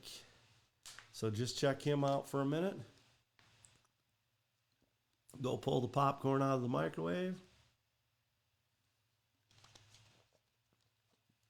I apologize that I can't see comments tonight, but I'm so busy reading these. I'll enjoy tonight staying up late listen or looking at all the comments. So I want to say hi to everybody and thank you for watching. I just can't see it right now, but it probably worked out because the show would have went that much longer if I would have been commenting on comments. So this is RPR Classic Plotted, and he is 13-1, and he's also $400 and $5 a day up in Veteran, Alberta, Canada. He is 6-panel negative, 100% color producer because, of course, he is a few spot. His pedigree is well known down here in the United States. I'll hit the high spots first. The great grandsires would be A Sudden Impulse, legendary quarter horse. Campbell's Dreamcatcher, famous Supreme Champion, Grand Champion Congress Stallion. Dual Plotted, legendary POA Stallion, bred by Ruth Pecoy, famous in the East Coast. Great sire, young or foundation sire in the 80s. And then Tough Plotted, of course, another legend, Hall of Famer on the bottom. So that would make his grandsires First Impulse, Hall of Famer, and Pistol Pack and Dooley, a stallion that went up to Canada to the Cooks. So the mother to this stallion, the dam, was High Five, Pretty in Black. Some friends of mine from Canada back when they were raising POAs, and I was raising POAs for that matter, Bruce and Donna Cook, they bred some great POAs up there in Canada and in Manitoba. And this guy's over a little bit from Manitoba being in Alberta, but High Five, Pretty in Black was the dam of RPR Classic Plotted. And then A Classic Impulse was also the sire, and that's a stallion they imported up there, the Cooks. He would be a full brother, and he'd have brothers and sisters, full brothers and sisters from Leo and Leanne Hawk down in Iowa, that are up in Iowa, that were by First Impulse and Out of the Amazing Dream. That combination produced a lot of good ones, and a Classic Impulse was one of those, and he went up north to have some babies up there in Canada. So that's the pedigree on him. Let's take a little closer look at his pictures. We'll jump to his babies. And there's a group of his babies. Of course, they use the POG prefix. And, you know, he's 100% color producer and just not on paper. He really is. He's all his foals have been colored. He is a few spot and looks like a wide variety of color there. And some big booties, nice faces. So these are registered POAs. They're up in Canada and Alberta. So check those out. Let's go this way and see if we got another picture. We don't, so let's go back this way. Say hi to the babies again. And there he is next to the barn there, RPR Classic Plotted. This is my favorite picture of him here. He reminds me of Tough Plotted a lot in this picture. Very breedy POA stallion. about 53 inches, right? 13.1 would be, 53 inches. So the classic plotted head, and nice head there, big jaws, nice eye, nice ear set. So that's him. That's RPR Classic Plotted. Contact Betty. She's got, if you look there, she's got some nice horses that she's breeding that few spot to, and she's producing some nice babies. Go back to the May or whenever it was podcast with the foals, the cutest foal contest, and you'll see a lot of his foals on there. They did very well too, and of course that's just an opinion judge thing, but he had some nice babies on there. So, all right, we're an hour and 34 in, so let's see who is next on the Stallion roster tonight for 2024. Here we go. He's been in the Stallion roster since its existence. This is TC Impulsive Guido. Again, if you're following along, he's number 14, right almost in the middle of the list. Of course, this horse needs no introduction as a sire. He's one of the great ones right now. He's still a fairly young horse, too.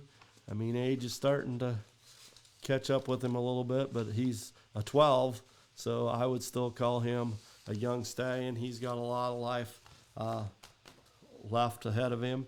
Of course, his breeder and owner, I should say, Tracy Keene, Tracy and Robert Keene. Tracy's one of our great viewers. She was one of our historians in the breed, a board of directors. She's a heritage breeder as well, from Arcadia, Florida.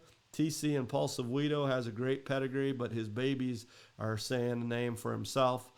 He's for sure making his mark as one of the most famous, solid POA stallions ever to stand. It's tougher to stand a solid stallion, and Tracy made the effort to do it. And of course, she keeps homozygous mares.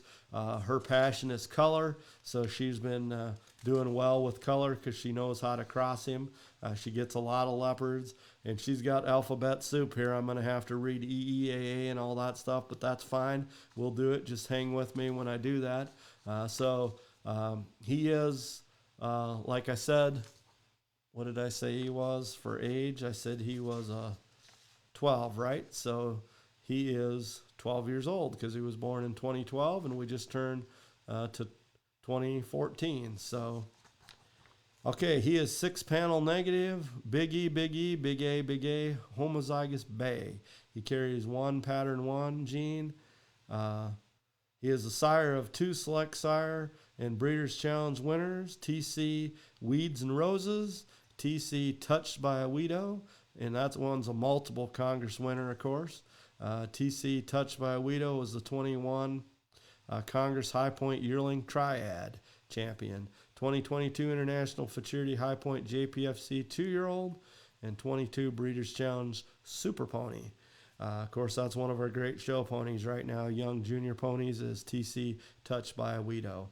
And then TC, Touch is undefeated in trail at all Congress and futurities with all judges. Wow, I did not know that. 15 judges. So TC Touched by a Guido, if the microphone cut out there, is undefeated in trail at all Congress and futurities with all judges, 15 judges, according to Tracy here. So that's a cool fact. You learned it here on the POA podcast.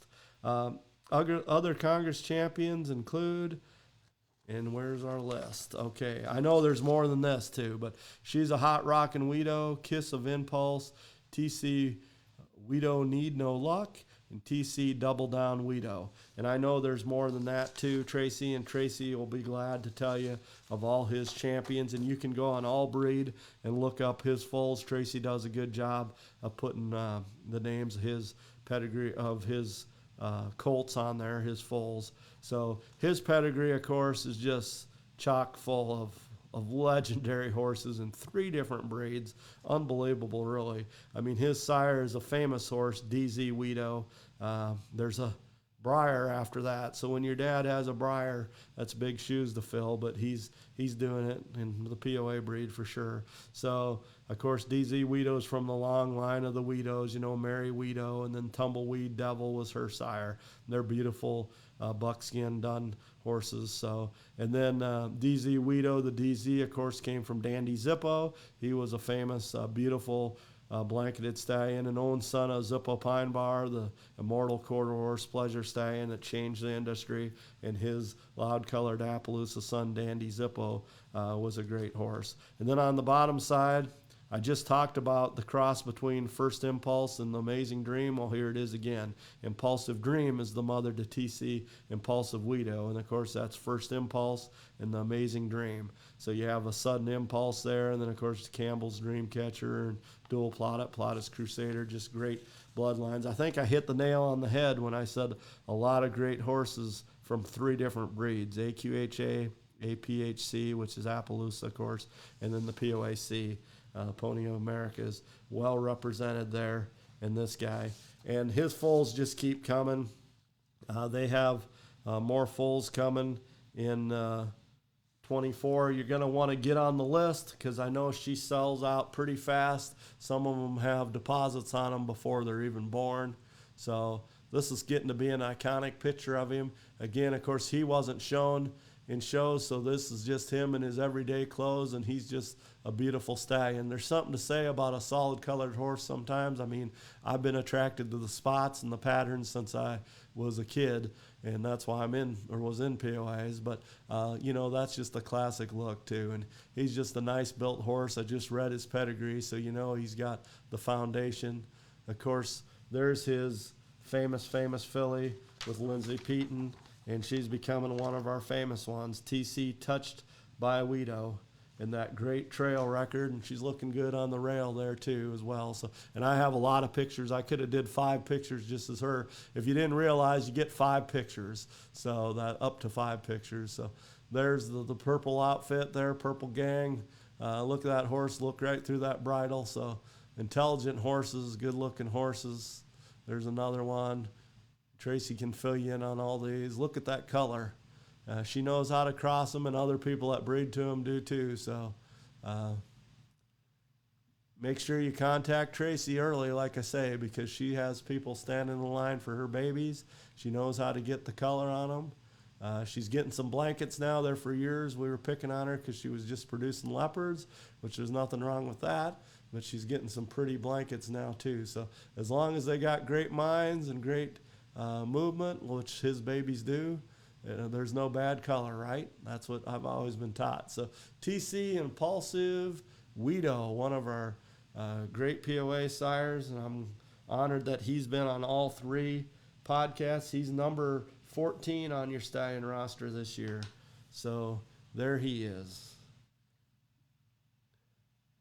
And there's another one of his babies. And we got some single photos popping up here. All right, we're moving into some Rock and Y POAs here again. Some stallions they own. This is DK's Chocolate Chrome, and he's down on the list. He's number 19 on your stallion roster. Of course, he's owned by RY POAs, Mike and Shauna Gardner, and of course all the Gardner kids that pitch in out there. Mike might tell you he does all the work, but I've heard there's other people that help him out. So, but anyway, I'm just kidding. Okay, so we got to find number 19 here, DK's Chocolate Chrome. This is a unique stallion as well.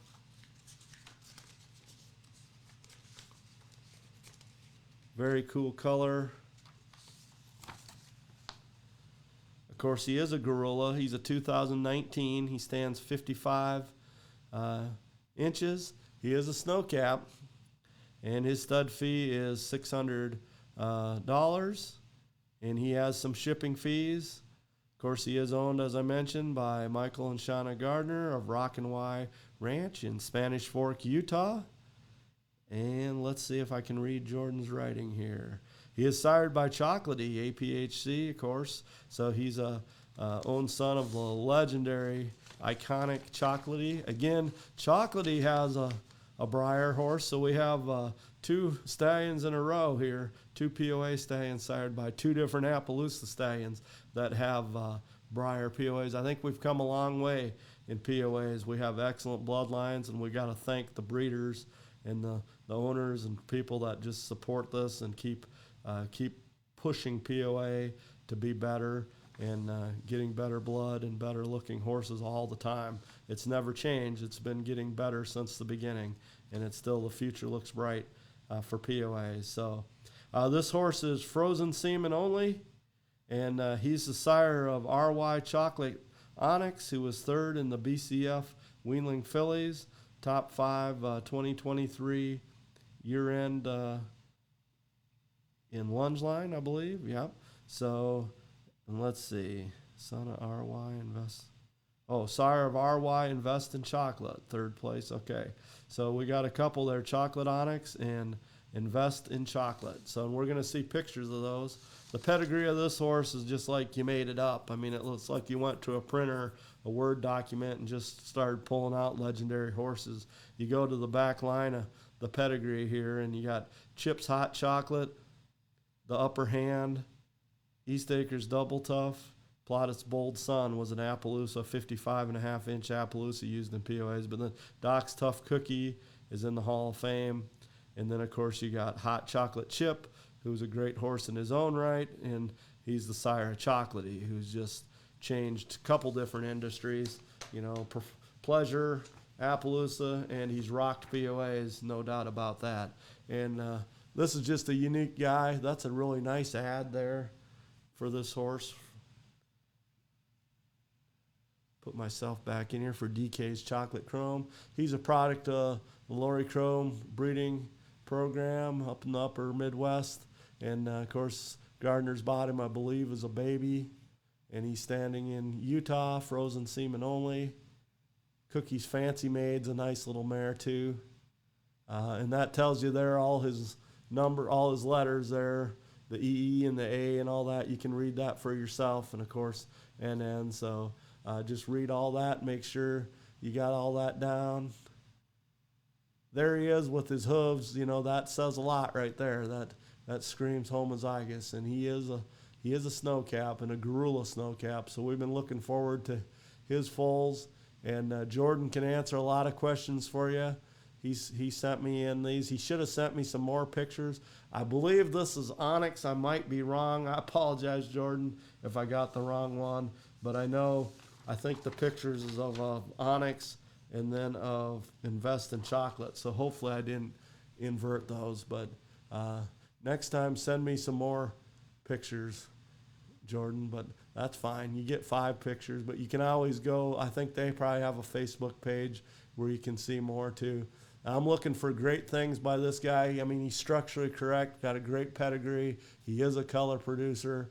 And I think he's going to be one of the great sires of our breed. He's young and got a lot of promise. So DK's Chocolate Chrome, and he may not be done as a show horse either. Jordan may bring him out again. Who knows? He'll probably get too busy breeding their mares. But okay, up next is the Corridor Stallion, No Doubt, No Maybe. And we stay in Spanish Fork, Utah for this one. And he's number 18 on the roster. So scratch him off. So 3 of the 4 stallions standing out in Utah at the Gardners we are about to talk about. This is the 3rd one. We still have 1 left. So number 18 on our roster list is No Doubt, No Maybe. That's a good name, isn't it? Palomino, of course, that's obvious. And he's also a quarter horse. He's not that tall, about 59 inches. That's probably not a POA measurement. And he was an 18 model. His stud fee is $900. And of course, he's got shipping fees and booking fees and all that stuff. At the Rocking Y Ranch in Spanish Fork, Utah, one of the great programs in the history of POA, especially the last 20, 30 years, the RY POAs. We all know if you paid attention to POAs, if you just joined POAs and even the last 10 years, you know, the dominance of the RY. So he is already the sire of RY Don't Doubt the Equity, who's the BCF Yearling Lunge Line Champion and BCF Yearling Trail Champion. And, of course, this horse is sired by No Doubt I'm Lazy, AQHA. And, of course, he's an own son of Lazy Loper. We're going to get to his pedigree here in a minute. But Frozen Seaman only again on this horse. And he is 5-panel negative. He is fairly young. And, you know, being a quarter horse, he may not get all the mares that some of the homozygous stallions. Gardeners have at least 3 homozygous POAs on their place, and then this Palomino quarter horse. So he might have to fight for some mares there, but I know they probably got some homozygous mares hanging around that like this dude. And he's thrown some buckskins already and some cool colors, Palominos and buckskins. So another great add to POAs, a quarter horse that's making his career in the POA industry. We love to see that. And I'm going to look at some pictures of him. That's a nice ad there, and talk about his pedigree a little more in depth. I touched on a little bit, but of course, No Doubt No Maybe is this horse. He's sired by No Doubt I'm Lazy, this 06 quarter horse who was by Lazy Loper, famous quarter horse, who wasn't that tall of a horse, really. These guys were in the lower 15s. And then, of course, he was a son of got a lot of potential, Lazy Loper was. And then on the bottom side, Miss Gold Impulse was actually bred by POA breeders, I believe by the Rogers. And so the A Sudden Zippo is a horse they bred by A Sudden Impulse and Pro Sandy Page. And these are all quarter horses, of course. And then an Impulsion's daughter, Precious Impulse, was a 1993 model. So you want to talk performance, this horse is pleasure. Probably a pleasure to own and a pleasure to ride, and his babies will be too. A lot of substance there. Beautiful Palomino. He's already throwing some cool colors. Can you guys read the name on that check there? Anyway, that's one of his pretty babies there. And I mentioned a couple of them. That's one of them. I believe that's the one I mentioned. So, again, you can always ask Mike and Jordan. Jordan's readily available for questions. They have a lot of passion for POAs. I believe this is RY Don't Doubt the Equity. I'm pretty sure who that is. So, some nice buckles there. I read some of his escapades already, some of the stuff he's won at the Breeders' Challenge. So, again, this horse is just getting started, so you're going to see more pictures of him and more foals, 5-panel negative. And this is an older ad here, so just contact the gardeners if you want to see more information and facts about all their stallions, but especially this quarter horse here. And I think he's going to help the POAs a great deal with his pedigree and just his substance and his pleasure siring ability. So there we go. That's No Doubt, No Maybe. And here we go to the 4th Gardner Stallion. Thank you so much. They led the way this year. They were the winner with the number of stallions they put in. 1 they're leasing and 3 they own. And, of course, the one they're leasing we talked about way early. They bred him, and they also bred this horse, RY Diamond Equity. And he is number 16 on the roster. RY Diamond Equity. All right, let's get his information out. The pile's still pretty thick over here. I might have to use my auctioneer voice. I don't know with the flu if I got it in me, so, and it might not be fair to kick it in now, so I'm just joking. Anyway, RY Diamond Equity is 17 years old. He's a sorrel snowcap. They like the color producers over there in Utah. He's a smaller stallion, 51 inches. I believe he's a Congress and Futurity champion. He is a small stallion, yep. And a $600 stud fee on him. You can contact them about the booking fees and the mare care and all that. Owned by Michael and Shauna Gardner. So the great Gardner family of Spanish Fork, Utah, Rockin' Y Ranch. And as I mentioned, Congress and Futurity champion. He's also a Congress and Futurity champion sire. This guy's been around a while. He's sired a lot of great POAs. One of his latest superstars is going to be RY Yellowstone. He's been just doing it lately. 23 Congress champion yearling. Let's see, I can't read your writing. Reserve, gelding, that's what he was. The Congress champion yearling gelding. Then he was reserve grand champion gelding, of course. Y'all remember him standing out there. Beautiful Palomino horse, R.Y. Yellowstone, properly named. And he's got a good resume behind him already, that young gelding. He's going to have a great future behind him. And this horse is also 5-panel negative. He's live cover only. So if you want to breed to him, you got to bring your mare out to beautiful Spanish Fork, which, hey, that's just a plus if you want to breed to him. There's some big names in this pedigree too. A lot of good POAs, but also some famous quarter horses like Invested Equity and the Investor. The Investor, of course, is a legend by Zippo Pat Bars. He's the sire of Zippo Pine Bars, of course. So, Zippo Pine Bar and the Investor helped change the pleasure game. And then I'm a Silver Annie was a great mare. Her daughter, Major's Legacy, was the foundation of the RY program. Just a great youth mount, youth mare, and then became a great brood mare. She's the mother to RY's Major Equity. And then on the bottom side, Diamond Fantasy was a good broodmare for the Gardners. She's an own daughter of the Midnight Special. If you ever go out and look at some pictures of him on Facebook or somewhere, he was a beautiful marked, nice-looking stallion. He was an own son of Shameless and Babe's Barbie Brush. And then you have Santee Ace down there on the bottom side and Rated Royal, a 2-time grand champion. So like I say, a cool pedigree in his own right. RY Diamond Equity. This guy needs no introduction. I mean, he's an age stallion. He's one of our senior gentlemen. He's had a great career. And then he's also got some up-and-comers that are going to really make a mark for themselves too. So LP, of course, he has a snow cap, 5-panel, negative. He is a sorrel. So nothing wrong with that. And there's a beautiful Palomino. That's Yellowstone, who I was talking about. Look at that big check there. Futurity champion. He was also the reserve grand champion at the Congress this last year. And there's a couple of his babies. There's father and son, Mike and Jordan. They do a great job presenting their POAs. They got a nice broodmare band out there. I might flub this, but I think this is Diamond... I forget his name, Delore or something like that. It means diamonds, I believe, or, it's a name. So, but a beautiful POA. There's another one of the Gardners. He's smiling. He's got that smile going. He knows he's leading some great horses there. So a lot of hardware there. And, it's no secret the RYs are some of the nicest ponies out there. There's some great programs all over the country. We're cool in that fact that we have programs scattered all over the country, and Utah has one of them with the Gardners, the RYs. There's a great POA history in Utah, and they've carried it on.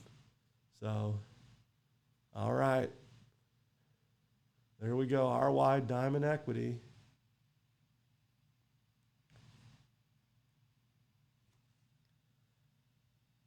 So moving on the roster,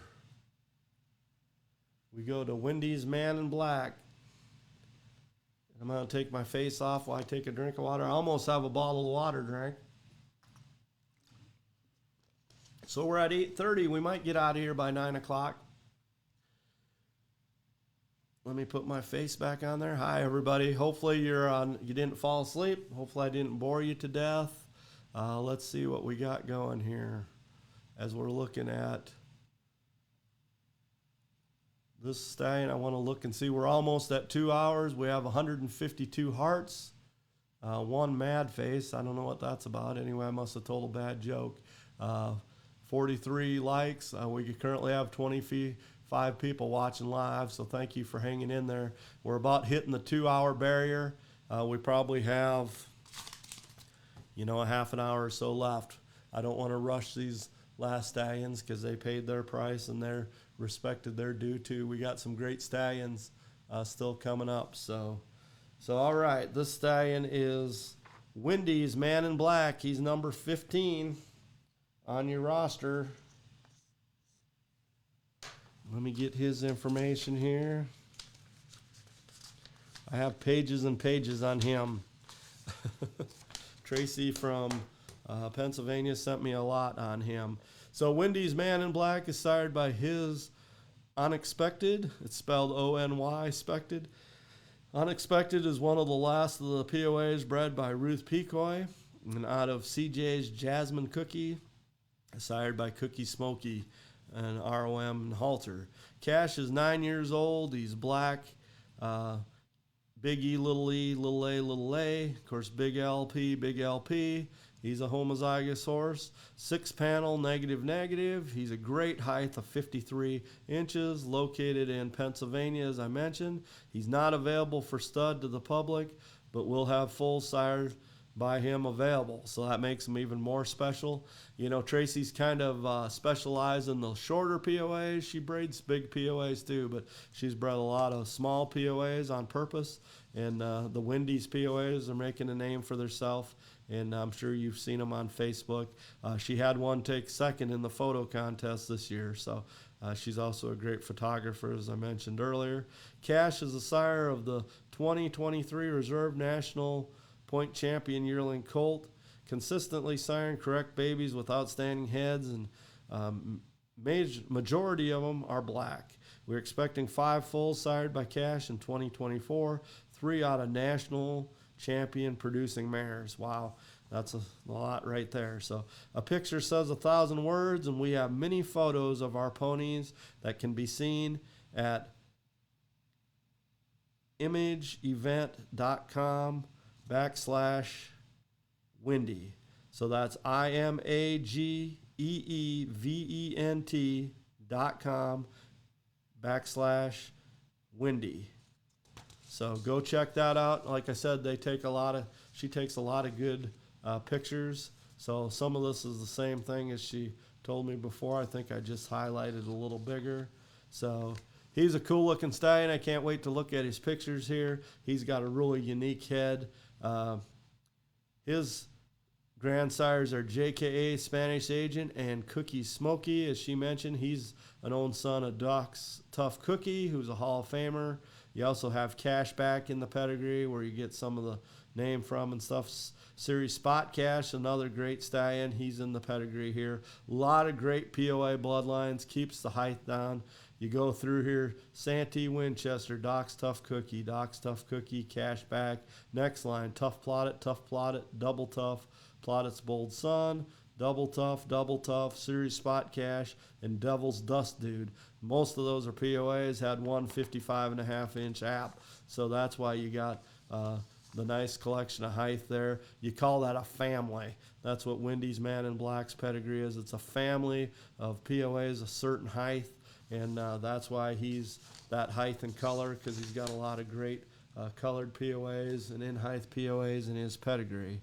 So he's sired a lot of Wendy babies already, and you can go on onto the all breed database to check it out. The pedigrees online there. So of course she talks about Wendy Smoking Hellcat a lot. That's a 23 filly out of Lucky Black Cat. That's one of her favorite mares, I know. And there's just a whole bunch of Wendy's that you can go check out their names, and you can always ask Tracy for more information on his babies.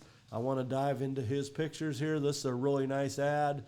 Tracy's very talented at putting ads together. There's Smoking Hellcat right there, that picture. So, and there's Cash, as she calls him, Wendy's Man in Black. And we're going to see some more pictures of him here. And there's, I believe, Smoking Hellcat. There's that head. That's a pretty classic POA head right there. So 53-inch homozygous black stallion. Can't go wrong with all that stuff. Not available to breed too, but she's going to have foals by some good producing mares. So check that out. She's probably going to, hopefully I can convince her to put some foals in the foal contest. Last year she put one in there because Jan Rogers convinced her, and he did real well too. And I don't judge that contest. I always just pick somebody that does it for free for me, an individual.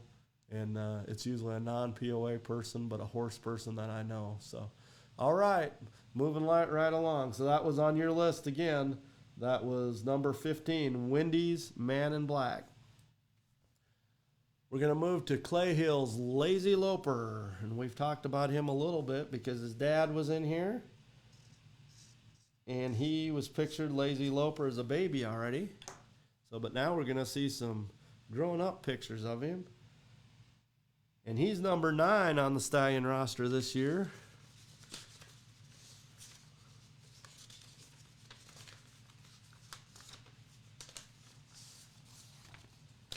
So he is a 56-inch cold measure, so he's an easy stick at 56 inches. He's a bay few spot. He just flipped 11 years old this year. Clay, they call him. Of course, his prefix is Clay Hill. Chuck and Maxine Shackleton's his breeders from Iowa.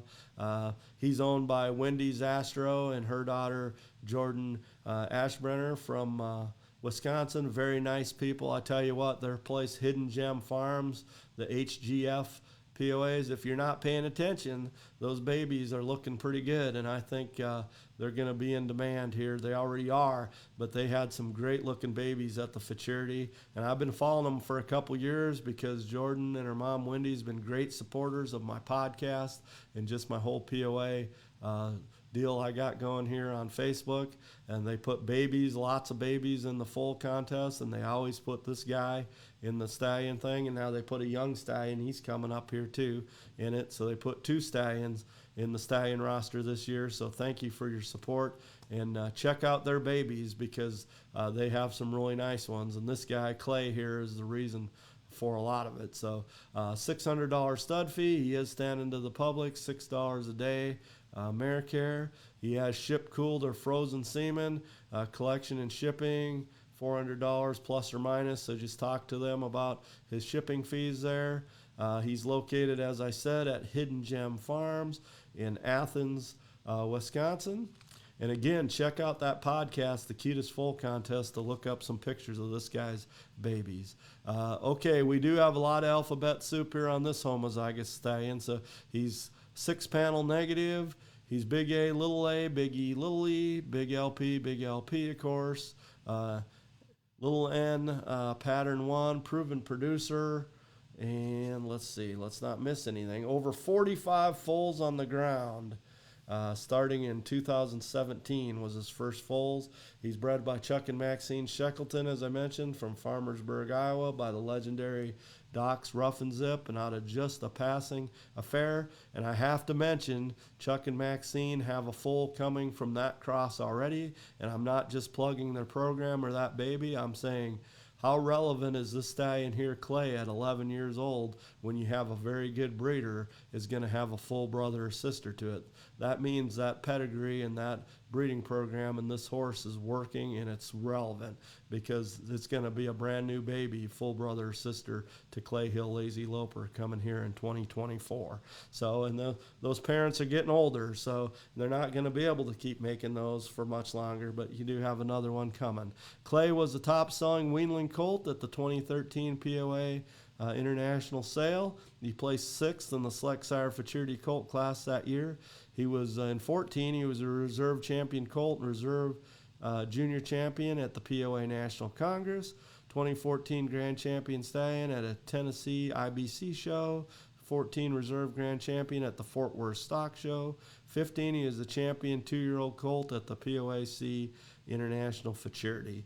Many other placings at shows that are unknown since he was under ownership in 2013 to 2015 for different ownership. So he's been owned by quite a few known POA people, and now he finds his home up in Athens, Wisconsin, with the mother-daughter team, Wendy and Jordan. You can contact them for more information. I have some more information on him. They purchased him back in 2016. They take him to the Midwest Horse Fair. If you're not a Midwest person or a Wisconsin POA person, Wisconsin has a great horse fair every year, usually 60,000 people in attendance at the 3-day event, and they bring him all the time. And we have some pictures showing him in front of a huge crowd here, and he's just a good representation of the breed and an ambassador to the POA breed in front of a non-POA crowd. So they started Clay back under saddle in 21, and he's been doing wonderful. And they started exposing him to the flag and cows and driving. He's taken it all with great success. Of course, he's got that great pedigree and the great minds.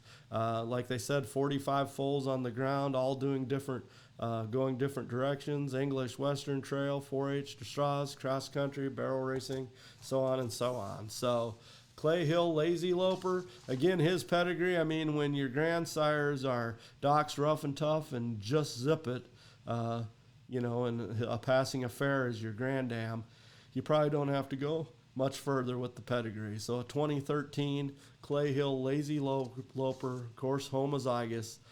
So a great pedigree. Zippo Pine Bar up close. You got great grandsires Kiddo Tough, Zippo Scotch Bar, Zippo Pine Bar, and passing it on down, an own Appaloosa son of Bar Passer's Image. So he has a great pedigree in his own right. Let's delve into his pictures. As we do that, got to check. Okay, so I just got a comment on my podcast. I wanted to make sure it wasn't my wife saying I was talking too slow. I've always enjoyed this picture of Clay. This was taken, of course, at the famous Wisconsin, or the Midwest Horse Fair, I'm sorry, but in Wisconsin. That's been a great tradition for POA people to promote POAs there. They get a great horse attendance every year from a lot of different breeds and disciplines. Clay, he's not a spring chicken anymore, but he's still a great sire, and he's got a lot of great years left in him. His dad's still going, so how relevant is that? His dad still is alive and breeding live and frozen semen, and this horse is still breeding live. They started him back under saddle here recently. There he is under saddle. Look at that big crowd. How much advertising dollars is that worth for POAC right there, huh? That's a lot right there. That's not a POA crowd. That's a horse crowd. So there's probably a baby sold off of that little pattern right there. So thank you to Wendy and Jordan for keeping POAs going outside of the POA world there. And we're going to stop back at that picture. Like I say, I really like that picture of him. And we've seen a baby picture of him, a young Clay, in his sire's deal, so you can always go back and look at that. So that was Clay Hill's Lazy Loper, number 9 on our stallion roster. And this is Wendy and Jordan's young stallion, their junior stallion here. This is a pretty unique guy in his own right, and this is HGF, Dunsmoke and Dynamite. And he's number 8 on our roster. So let's get number 8 here. I see we haven't done number 7 yet, so we have a few. We have number 7, number 14, number 21, and that's about it. So we're getting close, guys. Hang in with me. I might have lied about the popcorn. You should have made a double batch of Orville Redenbacher. Sorry about that. Here we go. HGF, Dunsmoke and Dynamite. They call him Frankie. He's 2 years old. He's a solid smoky cream dun, Gorilla with 2 cream genes. Height-wise, they're expecting him to mature around 54 to 55 inches. His stud fee starting in 2025 will be $500. He's not standing to the public this year, I believe. Again, he's owned by Wendy's Astro and her daughter Jordan Ashbrenner. They're from Athens, Wisconsin. The HGF in his name stands for Hidden Gem Farm.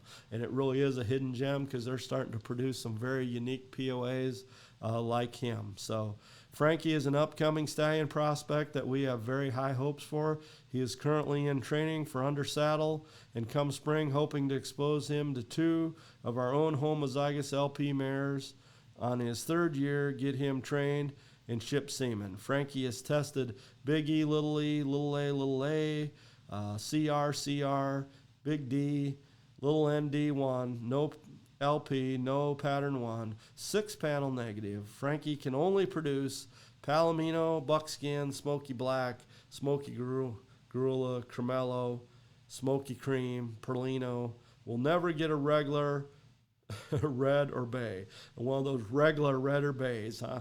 Yeah, but I get it. Get these cool colors going, and he'll do it. If you want these unique colors, he's the guy to do it for you. and he's got the pedigree too. So Frankie's Dam is Guns and Real Dynamite, bred by Donna Zimmerman out of the very well-known late Gunneret mare. We've talked about Gunneret several times on this program, national champion, and of course National Congress champion producer as well. Many of her foals have won Congress titles. Frankie's sire is AQHA, all done in silver. He is a world champion producer and all-around versatile sire, excelling in ranch work that stamps his foals with a great disposition. Well, ranch is the up-and-coming thing, and it's going to be at the Congress this year. It's going to be on the schedule that you'll see probably this coming week, the Congress schedule. So check out the ranch classes. And All Done in Silver is a well-known quarter horse who's already a world champion producer. So Frankie's got a lot of potential, and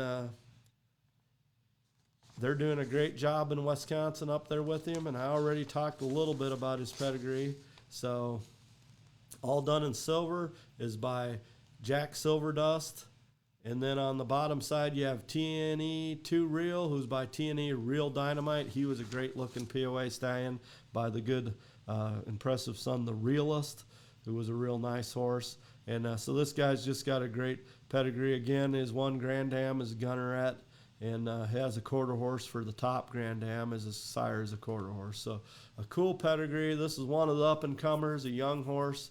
A lot of alphabets in him and a lot of dun factor. All those things I read, she had duns in parentheses. So Palomino Buckskin, Smoky Black, Smoky Gorilla, Cremella, all that stuff, and then dun in parentheses. So check him out. Again, if you don't want your run-of-the-mill sorrel, chestnut, bay, you want some cool colors, he's the guy to do it. Look at his eyes. That tells you right there. Just look in his eyes. I love this picture here, mother and daughter. Of course, that's Wendy on the left and Jordan on the right, if you're looking at this picture directly. So he's a cool young stallion. He's their up-and-comer. They have Clay as their senior stallion. Oh, there's Frankie as a baby.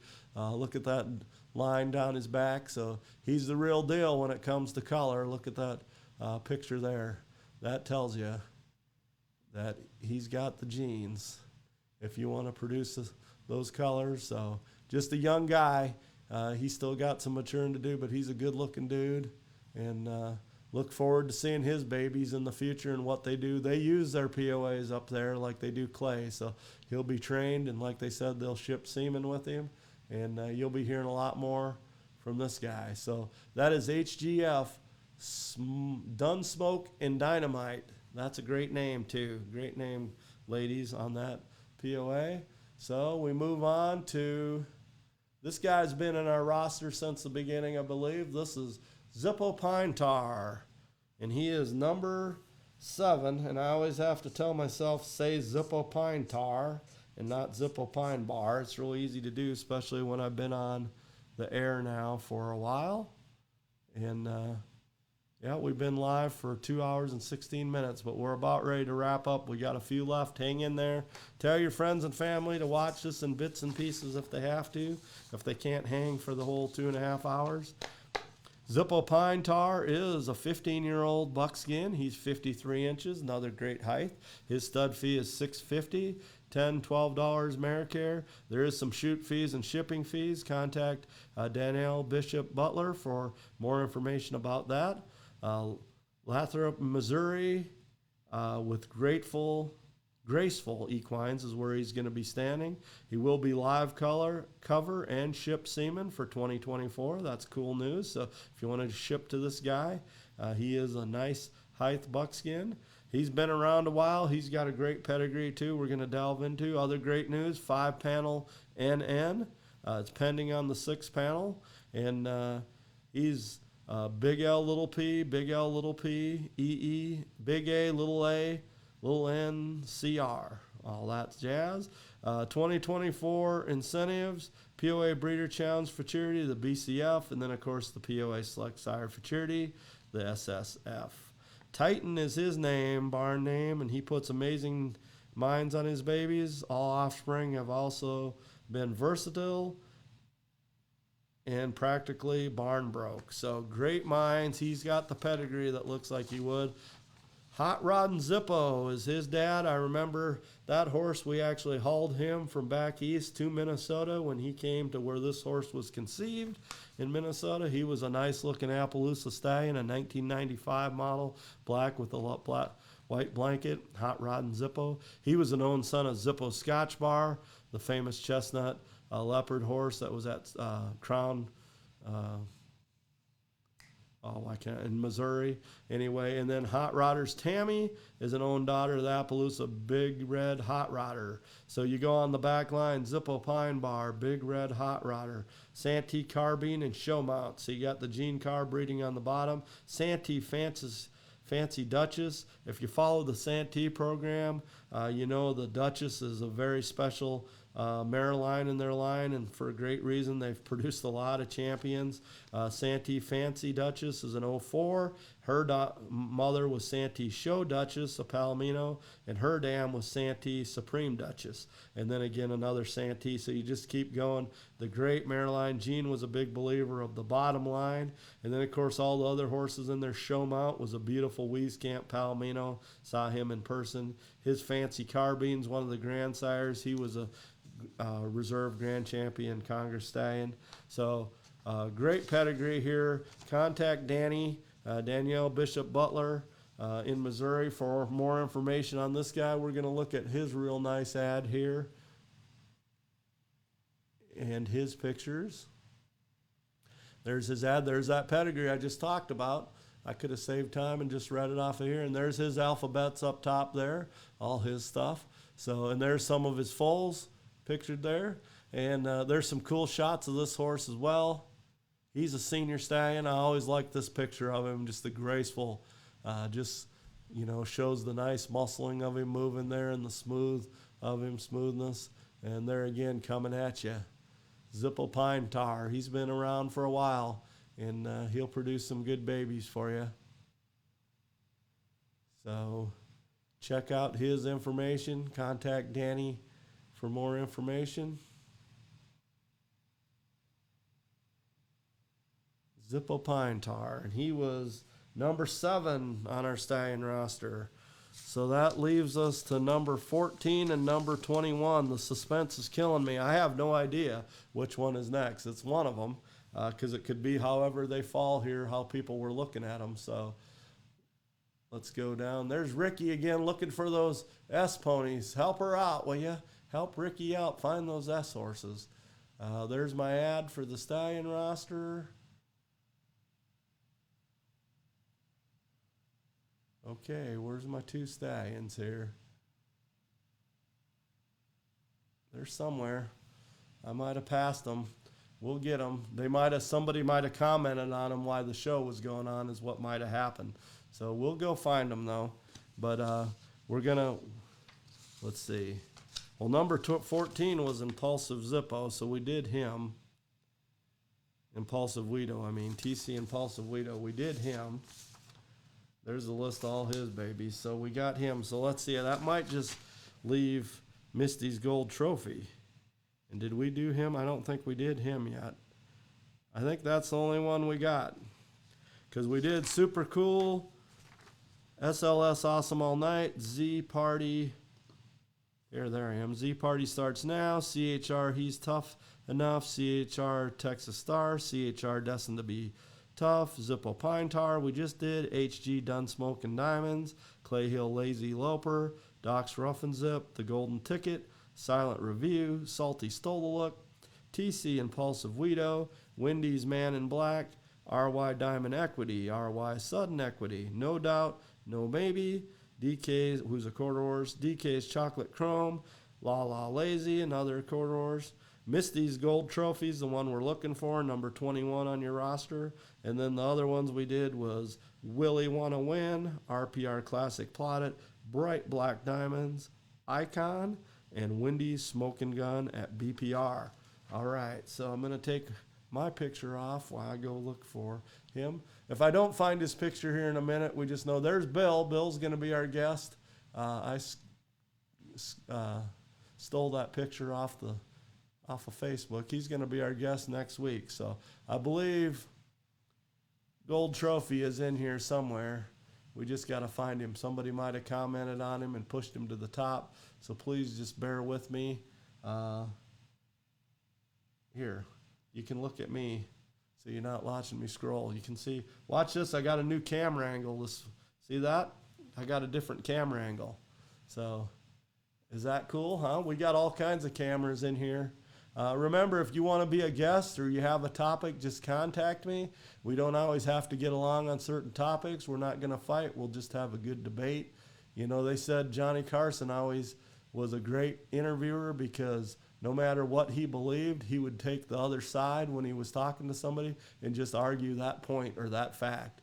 And that made him a great interviewer because he could pretty much talk about anything that way because he just took a side and went with it because he was so well-rounded. Of course, you young people might not know who Johnny Carson is, but you should. So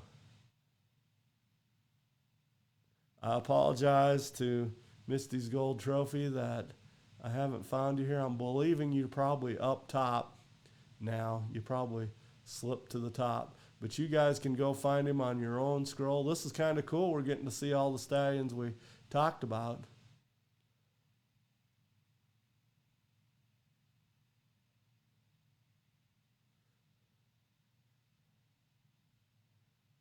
So we got a little bit of dead time here as I'm going through. I apologize for that. That was probably about a 4-second delay there. Well, I hope you enjoyed the show. We do have one stallion to talk about still. And we talked about a lot of great stallions. I told you we had some legends, we had some future Hall of Famers, and we definitely had the grand champions. We had 4 grand champions. And we're just going to talk about this horse, unless I forgot to cross them off, but I'm pretty sure we didn't talk about Misty's Gold Trophy yet. So I apologize to Linda Hunter for not finding him on there as I was scrolling through, but I will read about him right now, and we'll just get we'll go back to the home base here. There we go. But his pictures are on there. So he's a 2017 red dun leopard, 50 3/4 inches. Another great thing, we got some cool little stallions this year, and he's one of them. He's a cool little stallion. He's in Oregon, so he's out there kind of by himself a little bit, but he's in Sheridan, Oregon at Wildfire Acres, Linda Hunter. He's a 2017 red dun leopard, like I said. Stud fees $350, booking fees $50, mare cares $10 a day.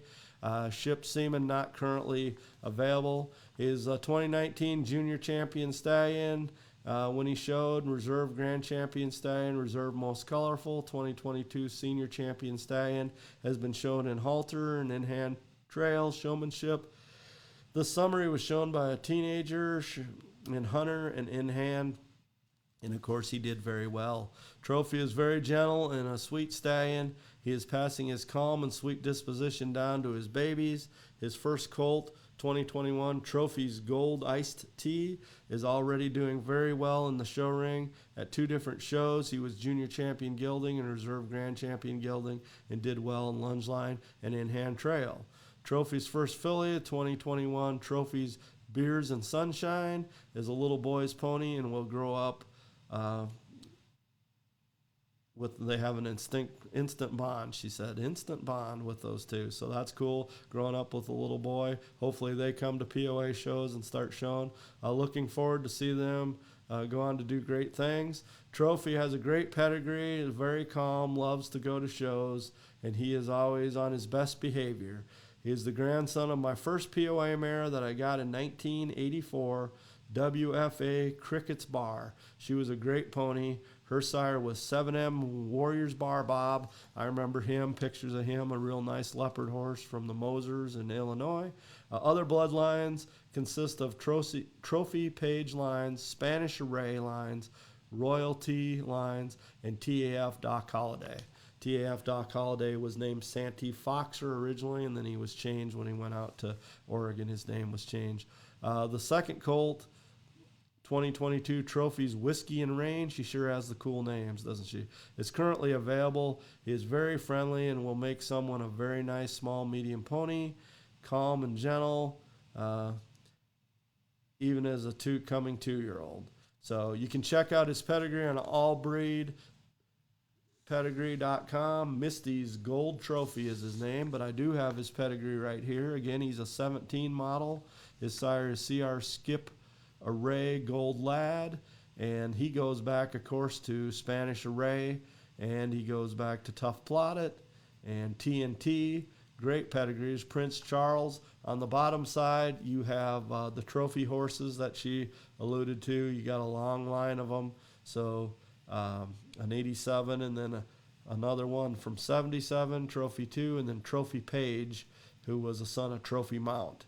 And then you have Smoke'em Charge in there, and Ladies Warrior on the bottom side, one of our famous older POA stallions, and his good-looking national champion son was 7M Warriors. Bar Bob, I'll try to post a picture of him, and he went out to Oregon and made a great name for himself, sired a lot of the Bar Bob horses out there. So that's the information on Misty's Gold Trophy. Look him up. He's in there. He's in that group. I do apologize to Linda Hunter. She's a heritage POA person, of course. She showed in POAs way back in the 80s, the great decade, I call it. No, I don't know.